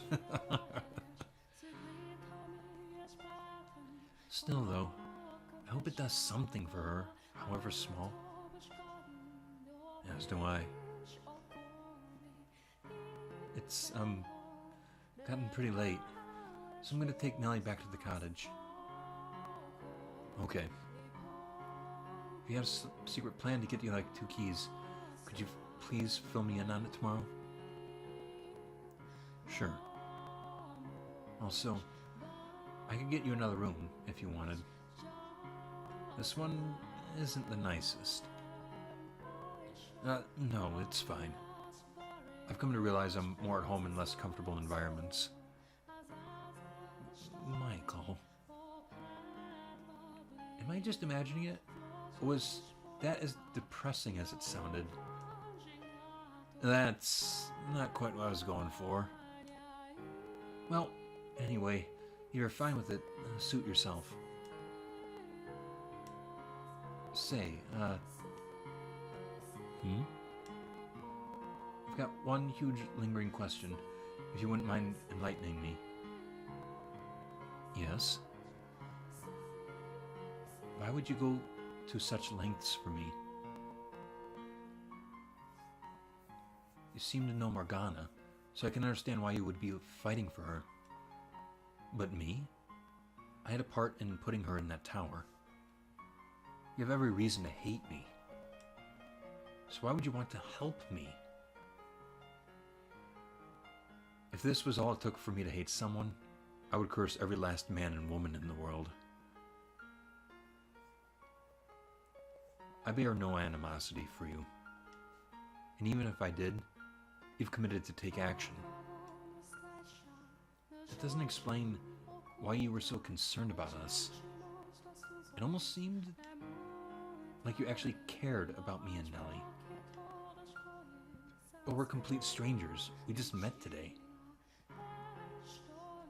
Because some part of me couldn't think of you as strangers anymore. Huh? That's right. When he came by this afternoon... Afternoon. Yeah, that's a fucking word. That's right. When he came by this afternoon to talk, he didn't feel like just a stranger to me either. It was weird. Like he'd known me my whole life. So I made him into my second brother. Your second brother? You're more than welcome to change that order, Nellie.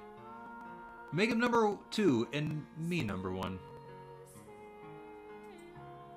I just wish I could join in and be a big sister number 1. I'll have to think about it. After all that, you might be number 1 material. Whoa. Why is it even up for consideration? I'm just kidding, dearest Mel. Oh. I'm still kind of confused. But anyway, I'm glad someone like you showed up. I've actually been praying every night for God to send someone who can get me out of this. I really am useless all on my own. Constantly looking for someone to help me, unable to do anything by myself. And trust me, I realize how pathetic that is.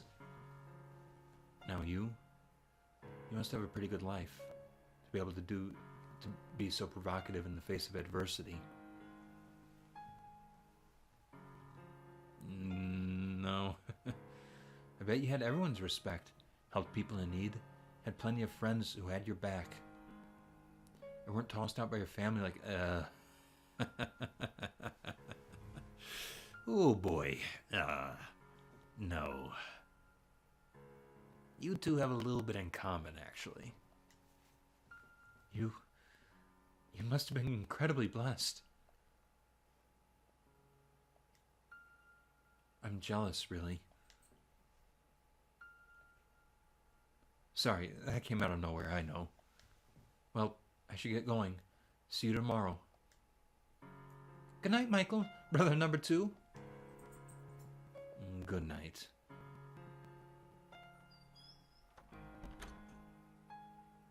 Michael. He wasn't trying to be... Yes, I know. Michael's growing a little, he's improving. Like, the way that Michael would lash out at things like that before. He's starting to get a little, not just care for Giselle, he's starting to build himself back up, together. You're starting to develop. This is cool. I just thought it was rather funny. I'm not taking a stand because I've been blessed, but because I've got nothing left to lose. I fight for Morgana because I understand what it's like to be tortured day after day. Having experienced the loss of my siblings, I didn't want the two of them to go through the same thing. If anything, it's those who have lost the most that are most likely to take action. Well, we still don't know if, not Didier, oh my gosh, the other name, fuck. The art brother. We don't know if he, like, really backstabbed Michael yet. I feel like we don't know, but I mean, I might be wrong. Who knows? George's, that was his name. Yep. I'm not sure you've realized it or not, Michael. But you've gotten to be a great deal more expressive since arriving in this era. I can't see your face, but I can hear it in your voice, and I feel it in your presence. So I'm sure it's showing there too. Making all sorts of faces I've never seen before. Some of the things you've lost, you seem to be getting back. So you can't say you've got nothing left to lose anymore. Promise me you'll let me see all these new faces for myself someday. I will, I promise. If we can manage to destroy the mansion, that should release you from its darkness and allow us to see each other once again. I trust you. I have faith we can do this. Wait. But with the mansion's destruction, both our souls will be returned to their rightful places, which would mean erased from existence. Do we know that, though?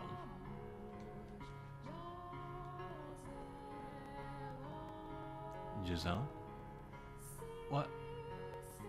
I just thought I sensed you grimacing.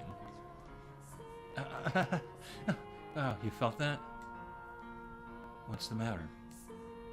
Sorry, I didn't want to bring down the mood. It's just, well... And I know this is asking for the moon, but... I was just thinking it would be nice if you had a life you could go back to. If I did. Yeah, I mean, you are expressive as you've ever been, walking around outside, being around other people, talking to them, after all that time in the mansion, without a life of your own to go back to. I'm sorry. I just, after seeing behind your door, learning how cruel and inhumane life was to you, I feel like the world could stand to do something good to make up for it. It's done all the good it needs to. I am someone who cares enough to lament my fate. What more could I ask for? Michael. Thank you, Giselle. You're not the only one who's asking for the moon either. I wish I could have a life with you as the person I am now. Can't talk. And for that, knowing I have no future feels worse now than ever before. Alrighty, that's enough moping around for one night. We should start planning for tomorrow. Things are definitely looking up. It only took one day to get Mel on our side. So let's keep it up and win over the other two. I would certainly like to, yes. Where did that confidence go? The other two won't nearly be as easy to convince as Mel. I'm not even sure if we'll be able to talk them into helping. Well, if now the Lord seemed like an asshole, but Jacopo, you did learn from when you were talking to him, he was not just after money for money's sake. This was just, he had a goal in mind and did genuinely want to help people. But he was just like detached from emotion in the pursuit of that goal. Because like when he had a little liquor in him, you saw that image that he propped up to make himself look strong. You saw that come down, and that there was a human like motive there, and not a negative one, but a rather positive one, or at least in my opinion.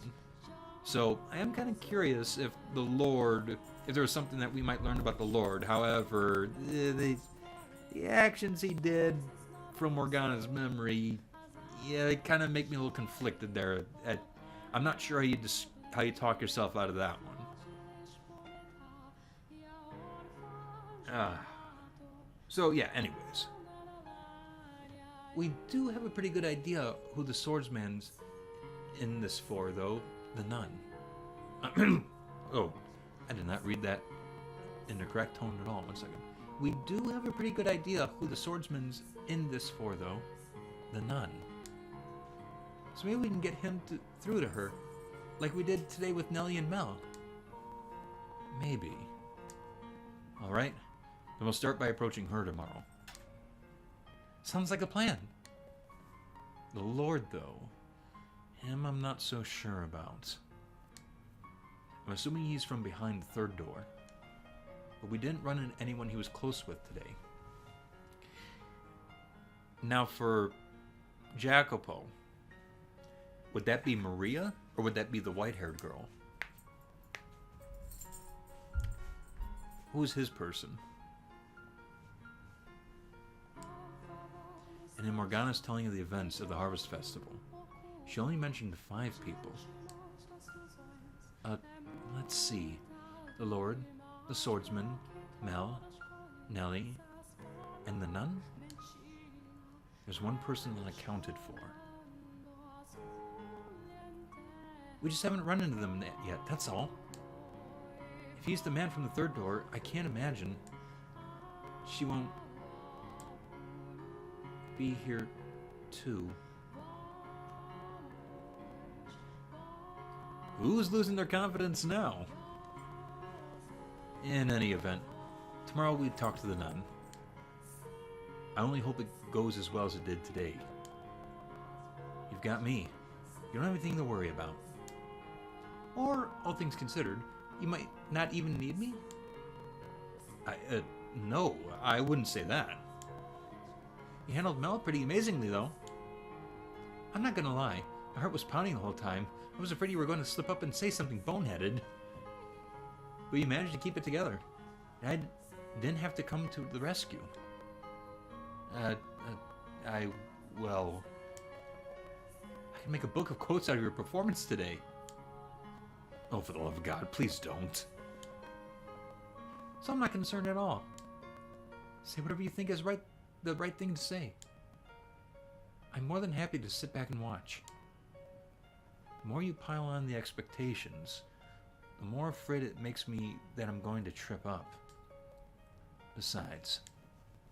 I don't think I could have done any of that without you. Why not? Well, my life was hardly as pride-worthy as Mel seemed to think. So I didn't really feel like I had the right to talk to him like that. But knowing you were there, urging me on, was what allowed me to act without hesitation. So, thank you. No thanks necessary. But if you say so, you're more than welcome. I'm glad I could be of assistance, if just a little. And that you were. Now, let's keep this momentum up tomorrow. It's getting a bit late, though, so you should probably get some sleep. What is it? I kind of don't want to sleep. What? Why not? For somewhat childish reasons. Aw, are you sad you won't be able to hear my voice? Are you lonely, you poor, poor dear? I am. What? That's the last thing I expected you to admit to. Okay, well, do you want to stay up and talk for a little longer then? Not too long, though. You need to rest up for tomorrow. And who knows, maybe I'll show up in your dreams if you wish hard enough.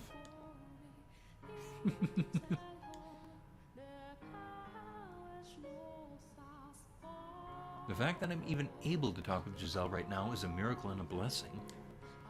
So is this avarice for me to yearn for more? Oh, I'm sorry. So is it avarice for me to yearn for more, knowing I've already been granted such a great bounty? I want to see her face as much as she wants to see mine. She's infinitely more expressive than me, and I want a good long look at all those many expressions up close. I want more of that voice. Oh, I'm sorry. I want more than her voice. I want her whole body. I want to feel her warmth. In this era, I have all 5 of my senses in full working order, as I did when I was alive. Giselle, though, she doesn't. She remains dead. As lively as she as lively as she may be now, that's one thing she did not get back. I truly wish she could have been here too. She would have certainly found more joy in her renewed life than me. And she certainly belongs under the sun far more than I do. But she, rather than me, was the one left behind in that realm of darkness. A fact that frustrates me immensely. In life, I would have considered her remark about seeing her in my dreams silly and saccharine. Saccharine? Is that it? Forgive me for mispronouncing that word if I got that wrong. But now, I very much hope it happens.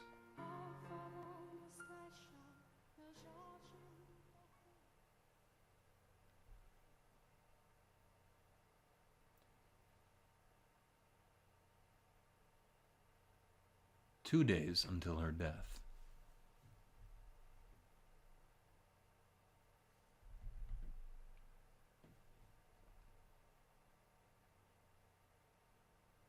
Wake up. Come on. Wake up, please.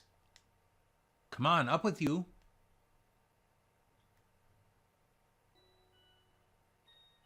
Oh, thank goodness. You were out so good I was scared you might be dead for a minute. Good morning. How are you feeling?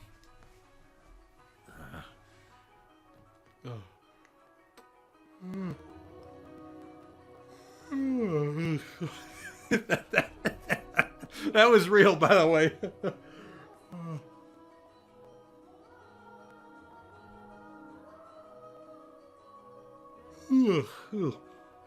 Oh my god, that came out of nowhere. I'm sorry. That was weird timing. Holy shit.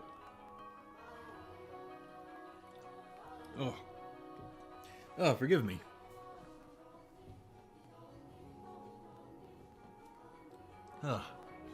Okay. Sip of Werner's and here we go. What? Huh?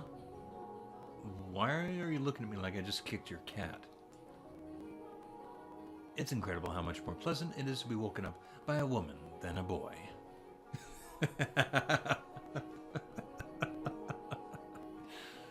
That's the thanks I get for waking you up? Or did I interrupt a nice dream? I did, didn't I? And it was a dirty dream too, I bet. You definitely seemed like a mine in the gutter kind of guy. I will murder you. Whoa, let's not be hasty now. You said you were going to help me out. That didn't sound very helpful. And the worst part is how similar his wake-up call was to Giselle's. I'm just kidding. And you know, I can get up on my own. Fair enough, I guess. Though you put yourself in my shoes for a sec. I came in and you were as still as a corpse. It startled me enough, I took your pulse. It startled me enough, I took... Man, I cannot read right now, forgive me. He touched me while I was sleeping. It was faint, but it was there. That's wonderful news. You're handing out breakfast in the dining hall. You can go get a plate yourself if you want. It's just some bread and wine, though. Dining hall? There's quite the crowd.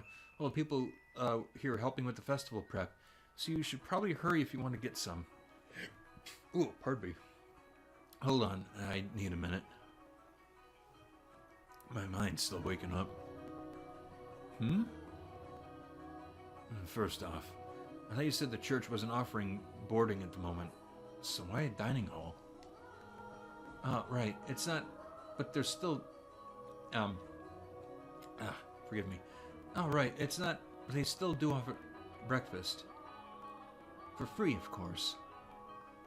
I see. Now, what do you mean by festival prep? As I mentioned yesterday, the Heart of the Harvest Festival is here at the church, but it's a citywide event. There are all sorts of supplies that need to be purchased, decorations made and put up, that sort of thing. So we've got volunteers from the city here to help. I see. I believe today they're supposed to be putting up decorations outside the chapel, so the courtyard should be a bustle. The courtyard? Yeah, less court, more yard, really. We passed through it on our way here yesterday. Oh, right. I think I know what you're referring to. So, as long as I'm here, I don't have much choice but to help with prep. I'd honestly rather set Morgana free right now. But the other two are bound to find out if either of us do anything too conspicuous. So for now, I should stick to my routine, at least where people can see me. And that would be the smart thing to do. Yeah. Anyway, let me know when you're planning on doing anything. If there's anything I can do to help, I will. I'll let you know. Okay, well, I should get going. See you later, I guess. Mel, do you know where I could find the nun? Her? She should be in the dining hall. Thank you. Any other two men? The Lord and his bodyguard? They're only around early mornings and nights, so I doubt either of them are here right now. Why only then? That's when we go up into the tower. Though even if they were on the property, you wouldn't be able to just walk up and talk to them. Especially not the Lord. Also, I don't keep track of where they go or what they do. Sorry. I don't really want to know what they're up to. So I've kept my distance. Understandable. Thank you anyway.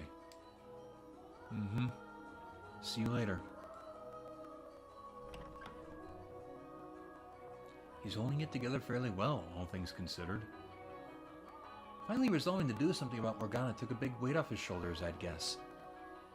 Oh, Giselle. Good morning, Michael. Morning.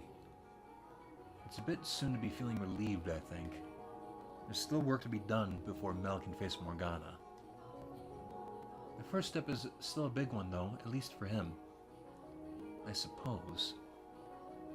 Anyway, it sounds like the Lord's going to be difficult to make contact with, which is what I was afraid of.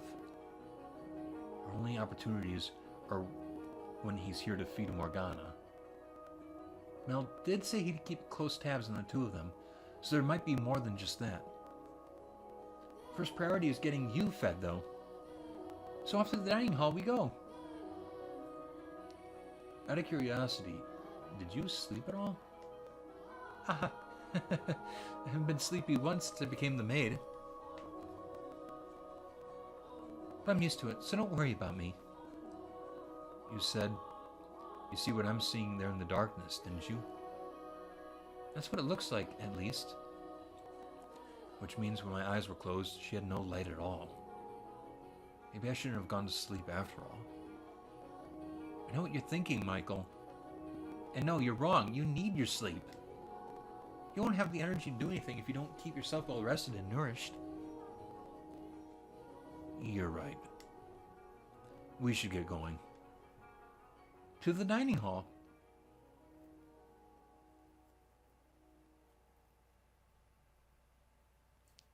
made my way through the halls to the room with the fireplace, the area I used as a living room, and the area currently serving as a dining hall.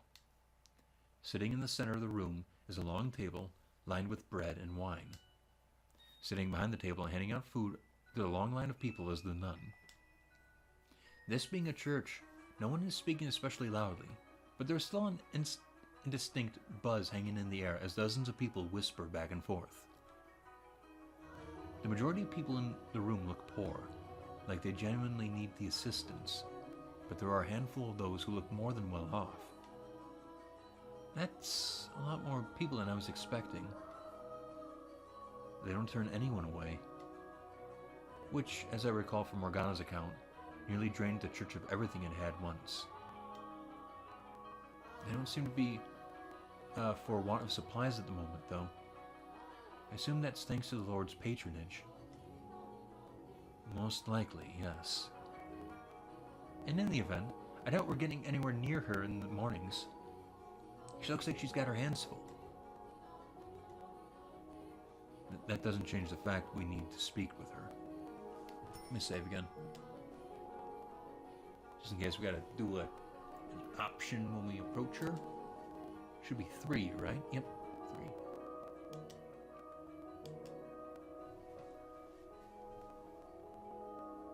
Okay.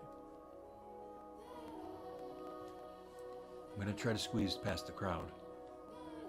Well, Michael, wait a sec. Hey now, no cutting in line, young man. We've been waiting since dawn. Please let me through. I have business with the nun. I ain't letting you through just because you told... Wait. I ain't letting you through because you told me that... This is important. No more important than any of our business. Our lives depend on this food. So get your tail to the back of the line. Here we go. What seems to be the trouble? Could I ask for a moment of your time? I need to speak with you. Well, as you can see, I'm a bit occupied. I won't take much of your time, I promise. But it's very important you... Give it a rest already, young man. Can't you see? She ain't interested. Give me a hand getting this guy out of here, fellas. What? Wait. Just... Don't get rough, okay? Of course, our saintess. Pick it up, young man. You need some time to cool off. Stop! Watch the hair! I get that. Oof.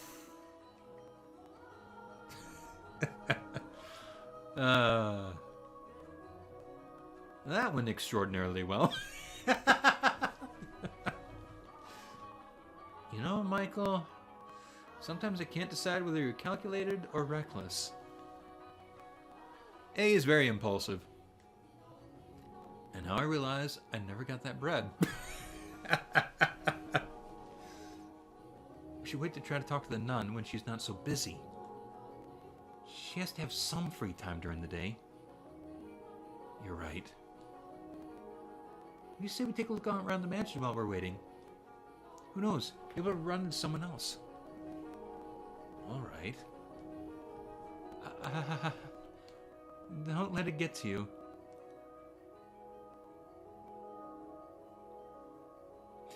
As Mel had said it would be, the mansion was packed compared to yesterday, and most everyone I saw appeared to be excited for the upcoming Harvest Festival. A number of them even greeted me as we passed in the halls. They were so nonchalant about it, I wasn't quite sure how to react. I was amazed that anyone, let alone multiple people, would treat me so normally, considering how far from normal I looked. There were a few surprised looks, of course, but no one called me a demon or an angel based solely on my appearance. Perhaps they were just used to seeing people of all different colors around the city, so they had an easier time accepting the way I looked. No matter what the reason, though, it was quite nice being treated normal. Yeah, that's gotta be a lot of weight on your shoulders there. It's kind of weird how it's like when you get what you want after a long time, you also kind of feel like since you might not know how to handle it, even if it feels good, it kind of puts you at unease in a way too. I'm not sure how to really describe it. Hello, Mr. Hune or Miss Hune. Sorry. Hope that you're doing well.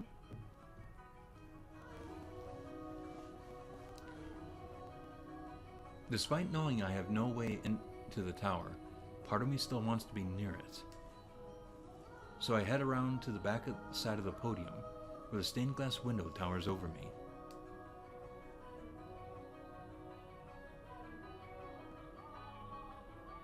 It's the same as I remember. I've always loved this window. Makes me feel like I've got an angel watching over me.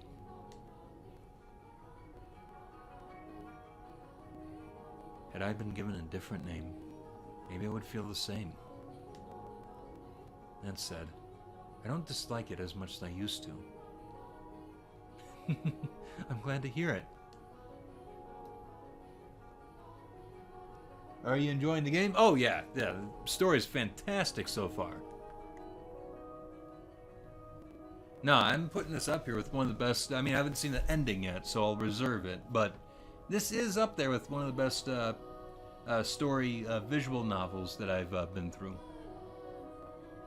But you know, as I've said several times, when I've played this, I've got a huge bias for things like, you know, witches and you know, tragedies. So this has a lot of things I love in it, and I mean, you even had like in the third door, you had like one of my favorite time periods depicted, and I was over the moon during that one. So yeah, I very much am enjoying this.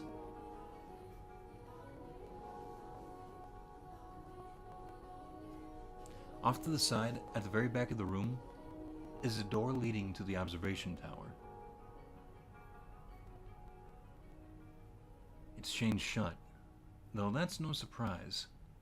The lock is the same one I saw back in the mansion. But the chains are just regular chains. They're not glowing with that awful black light. They're simply dull and gray. If only I had an axe, then we could just chop the door right down. I don't think an axe would help. If it were wood, maybe. But this is metal, and rather heavy at that.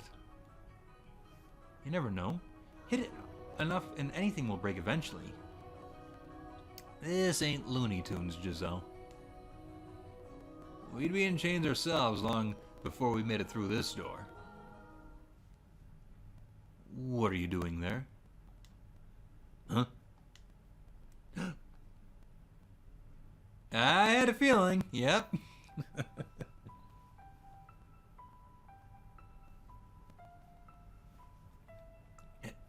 It's him. I was under the impression you and the Lord were only around mornings and nights. And why would you know that? God damn it, Michael! God damn it! Oh, fuck! Oh, why would you say that? Dumbass! Oh, man.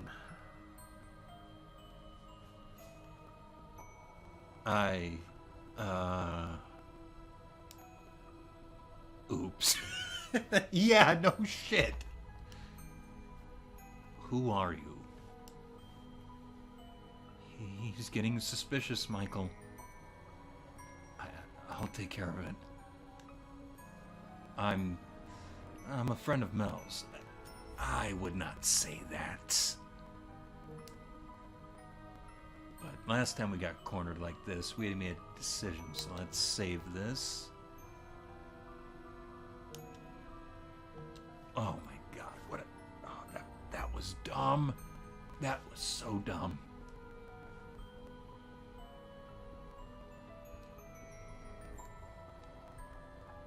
A friend?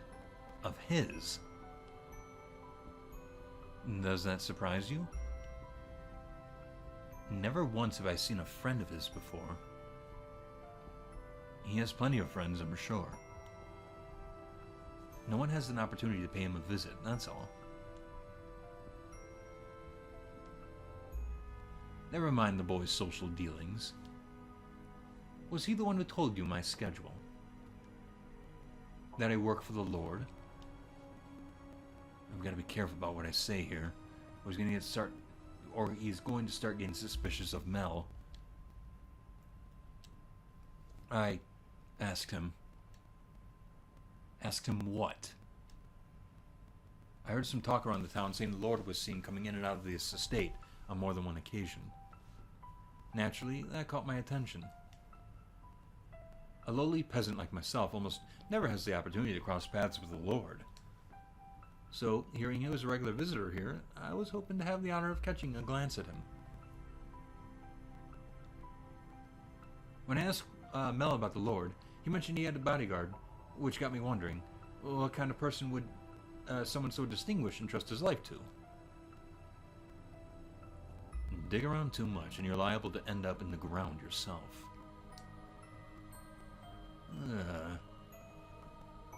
So, he told you I was the Lord's bodyguard. Was he not supposed to, for some reason? No. It's true, I am his bodyguard.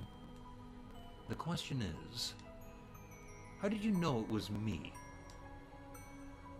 It wasn't difficult. You do rather stand out from the crowd. From Mel's description, I was able to recognize you almost immediately. If our roles were reversed, you would have similarly little trouble identifying me from a short description. The only thing distinct about me is my race. Where do you come from, if I might ask? Yeah, I want to know this one. Beyond the Silk Road. Okay. From the east, then? What country? Is that any of your concern? No, I'm just curious. Why is your hair white? Why are your eyes red? They're naturally that color. Is that so? Nature can be quite the ball and chain. Is it just me? Or does it sound like he's sympathizing with you? It's hard to say. Honestly, I'm still having trouble reading him. This is actually going better than I thought it was, actually, especially given the way it started. Either way, it sounds like he brought your explanation. So it does, which is a relief. Now, what business do you have with this door? Ah. Ooh. The door was not my objective. I came to look at a stained glass window. I happened to notice a door with an unusual lock off to the side, so I got curious and went to look at it up close. The area behind the pulpit is off limits. I was unaware. Maybe I'll have to put ropes up then. Why is it off limits, though? Is that any of your concern? No. But the way you were talking about it has piqued my curiosity. Do you not know how to keep your nose out of places it doesn't belong? Get out of here. And don't come back. As you wish. Hold on. Yes? Your name? Michael. Michael. Almost the same as the angel there. And that would be because I was named after him. I see. What an unfortunate name. I despise angels. May I ask what yours is? I have no name. You don't have... What do you... No, never mind. Farewell. Oh, damn. That got tense. No, that went way better than I was expecting. Oh, wow, that was scary. He does not want anyone getting near that door, huh? I thought he was going to pull his sword on you. I wonder, would I die if he tried to kill me? There aren't many people who'd get away from a blade like that, especially in his hands, unharmed. You're probably right. Having already died once, the idea of doing it again feels wrong somehow. You managed to talk him down, though. I'm surprised. You're quite the accomplished liar, Michael. That's not a compliment. Is that so? It's hard to believe that was the same awkward, stuttering Michael I know and love.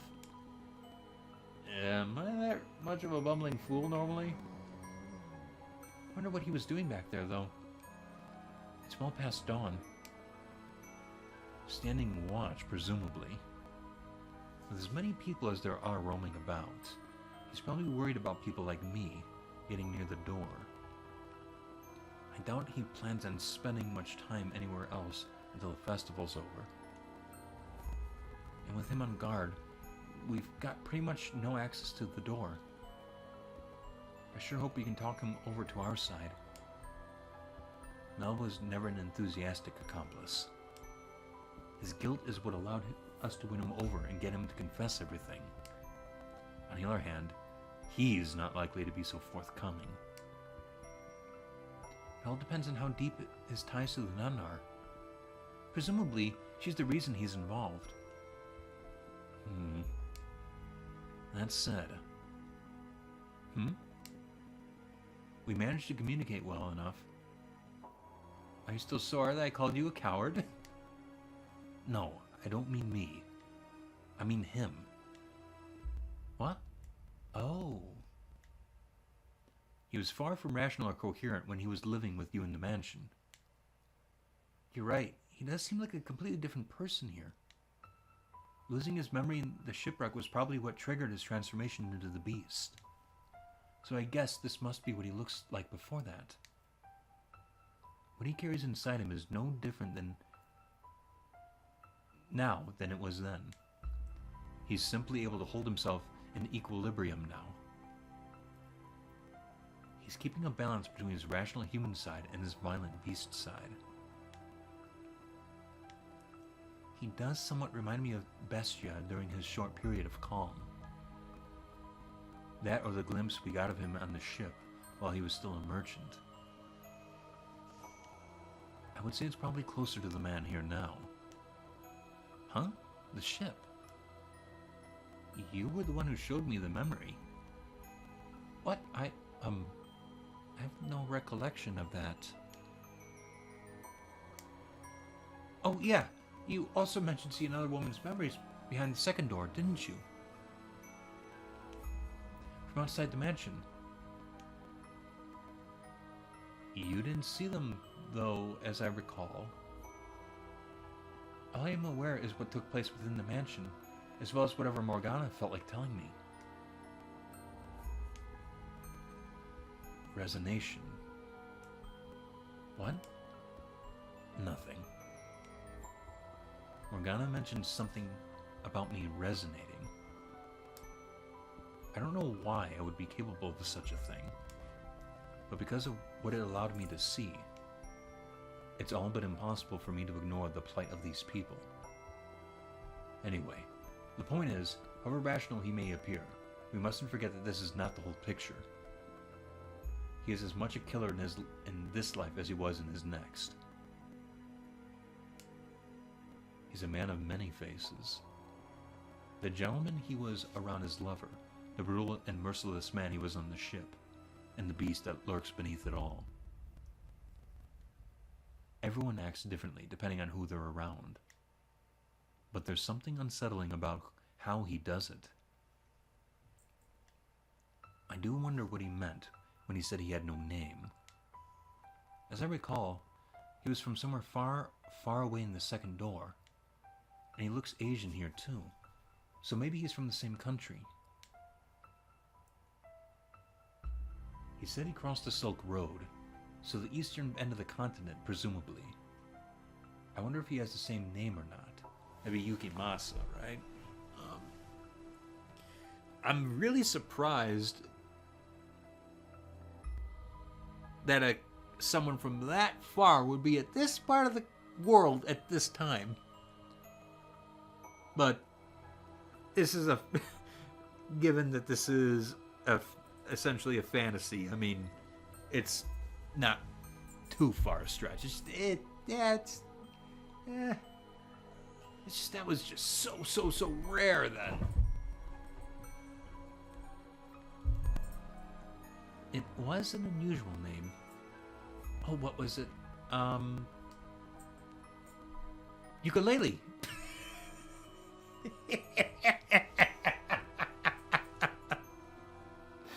No, not even close.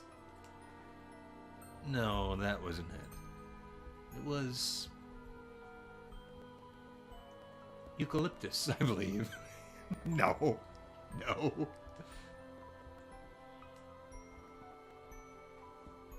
I get the feeling we're both wrong, and I'm farther off than her. It's not like this kind of name we're used to hearing or saying. Hopefully we'll be able to get out of him. Hopefully. But for the time being, we should go looking for the nun. I imagine she doesn't have her hands quite as full by now. Probably not. To the courtyard we go then.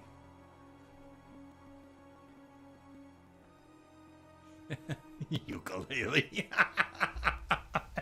And eucalyptus. Fuck no. I think it's Yukimasa, if I'm remembering correctly.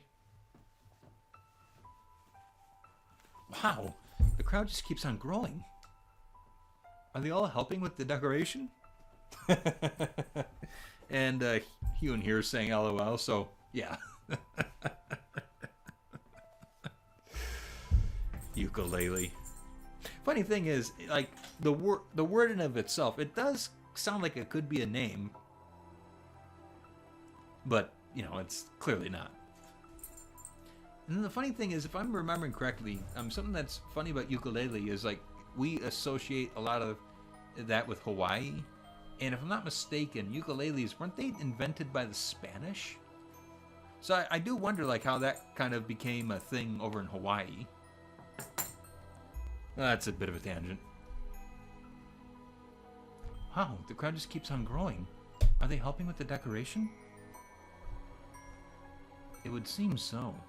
Preparation for the festival is in full force. I found the nun. She's over there. She's got a bunch of people around her, though. What should we do? We should save in case there's a decision here.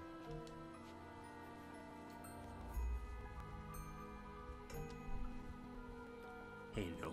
Got my puppy right here. Oh, hello. Hi there. Oh, you're such a good puppy. Yes, you are.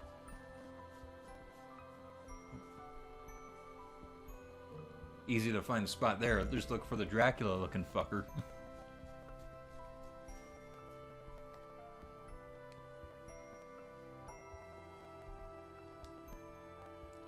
I'll force my way through.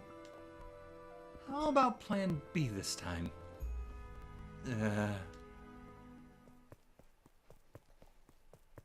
Michael!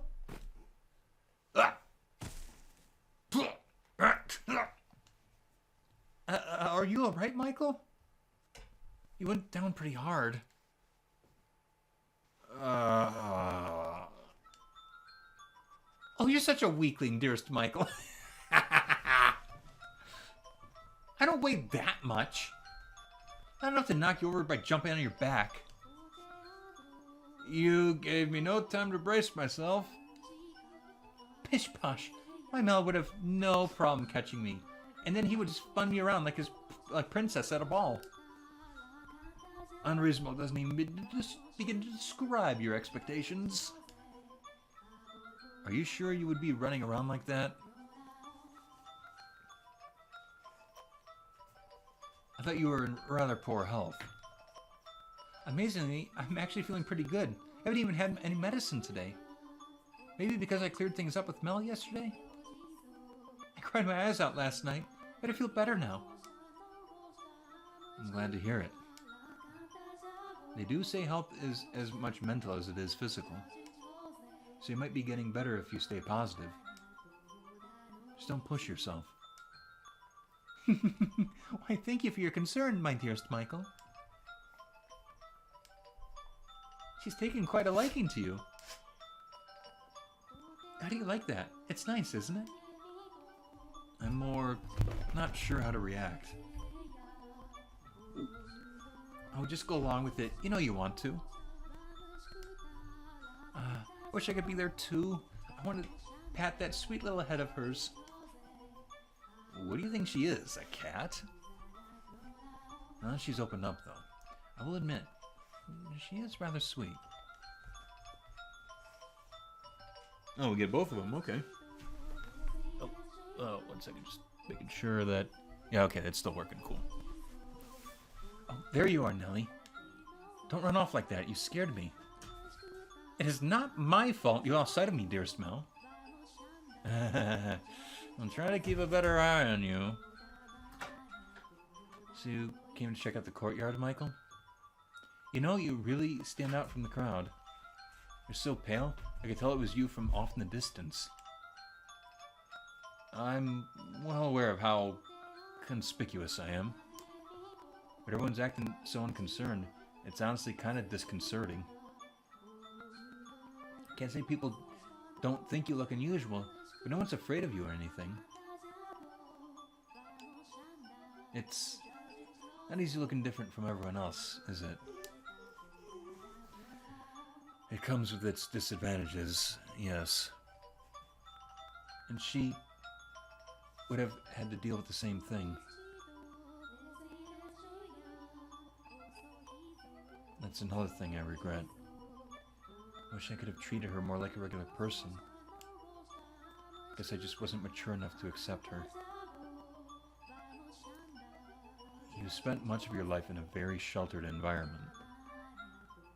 So it's only human that you would have difficulty accepting something that didn't fit with your view of the world. That doesn't make you a bad person. Regardless, you did treat her like a regular person. That's the reason she accepted your invitations to go on walks. I guess. Question. You know what she looks like, right? I do. What do you think the first time you saw it? I know that's not the most tactful question, but I thought nothing of it. I simply saw her as a person, as a girl. I see. Well, what do you know? Looks like I am a bad guy. And you're a right saint. No, I've simply seen much worse. You know, you kind of remind me of her. I do? I mean, you're much more personable than her, but... Oh, what's the word? It's not just the way you look. But there's something a little different than everyone else about you. Like an aura or something. I'm not so sure. Oh, I'm sorry if I offended you. I wasn't trying to insult you or anything. But I mean, like yesterday, you were talking like a prophet. I'm almost beginning to think that maybe you really did see a vision from God. And after all the grown-up talk already, you lost me ages ago. Yeah, sorry. Who cares if Michael's a saint or a prophet or the archangel himself? Michael's my second brother. Besides, he doesn't look at all that weird to me. The saintess is probably just an ordinary girl too. I'm big enough now that I won't think of her... Fuck! Let me try that again. I'm big enough now that I won't think badly of her no matter what she looks like. You are, yeah. And when she's free and feeling better again, maybe we can get together and bake something. That would be lots of fun. She'll forgive you. I'm sure of it. You know, maybe we shouldn't be talking about this so loudly. Wouldn't want anyone to overhear us. Oh, right. Sorry. But everyone's so busy prepping for the festival. I'm sure we're fine. Better safe than sorry, though. As you say, dearest Mel. So, Michael, are you here to help with prep? No, I was hoping I could find some time to talk with the nun. With all the people coming and going, she's gonna have her hands full until the festival starts. Well, that's unfortunate. Is it really important you talk with her? She may be able to give us information that could assist us in acquiring the second key. Second key? You're not saying she's involved too, are you? Oh, I'm sorry. That was... Fuck, that was Mel talking, not... My bad. By my estimation, she doesn't know anything. She is, however, very much connected to the swordsman. Much like you acted to help your sister, I believe the nun is his driving force. Are you serious? I find that hard to believe. I mean, she's such a loving, charitable woman. And he's, well, a savage brute. A murderer. It has to be her, though. Have you seen the two of them acting particularly close? Never. She's kind to everyone. I've seen them talking once or twice, sure. But she wasn't acting any differently than she does around anyone else. It certainly didn't seem like they had anything going on. Maybe they're hiding it? Surely there's something between them. I would certainly presume so.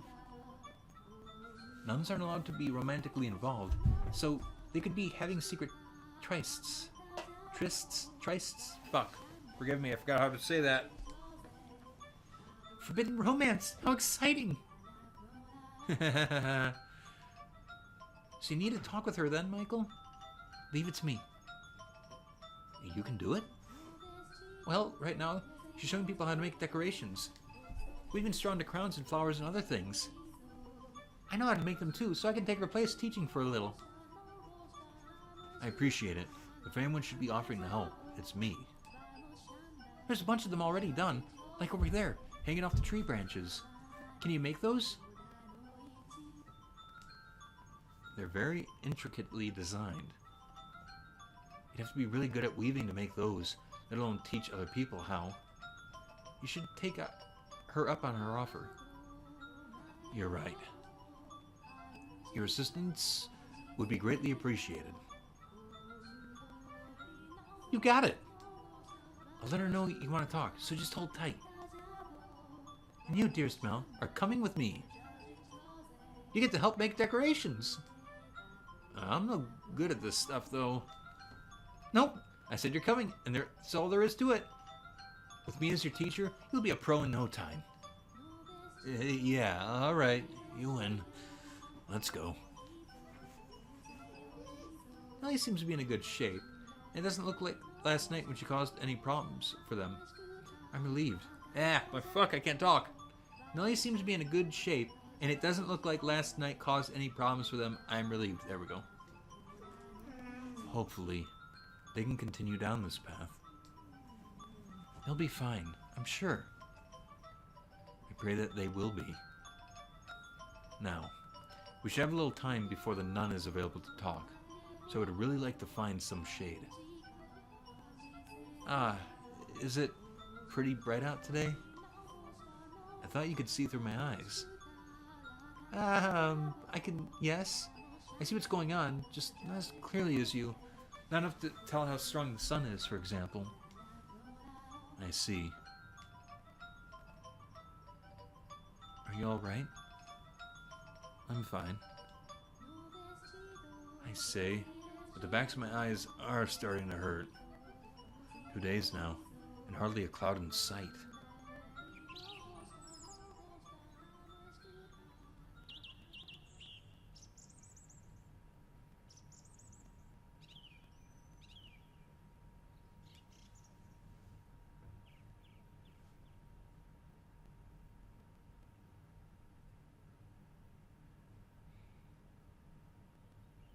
Okay, let's stop there for the day.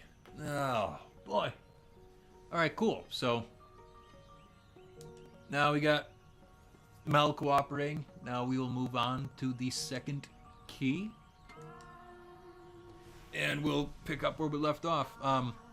Not too much happened there. We just saw, you know, Mel's side of everything. And it certainly did make me feel bad for the... more bad for him and Morgana. Holy shit.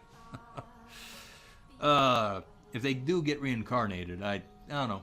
Would hope that they could be friends again. Or become friends. But we'll see. Anyways, though. Yeah, thanks for the folks who came on by. Yeah, and then tomorrow I'll actually be streaming some Bloodborne, getting back to that. So that'll be fun. Just doing that tomorrow morning. And then as for the next time I pick this up, we'll just like always, that'll just be whenever I can make time for it. But yeah, I'm still not sure what. Still have not had my question about the white-haired girl answered, whether that's Morgana or a completely different being. So we're still looking out for that. But you know, that's the big thing right there with Jacopo or the Lord. That's gonna be the next biggest question: is who's his special character? Would that be the white-haired girl or Maria? And in that case, how would that go down? Like, what kind of role would either of them kind of play out in this world? Because I did not see Paulina taking the role of the nun. That seemed a little interesting. And then you had both Nellie and Mel, who they seemed to really be their same characters that they were behind that first door. So yeah, I'm looking forward to figuring that bit out. But yeah, thanks for all who came on by. Hope that you had fun, and I hope that you're all staying warm and safe, and hope that you're happy. And if you're not happy in life, hope that you can find something little to take some joy in, and hope fight through whatever's keeping you back from feeling content in life, and try to obtain it. I hope that you can. Anyways, I appreciate the folks coming on by and watching, and I'll catch you all next time. Take care.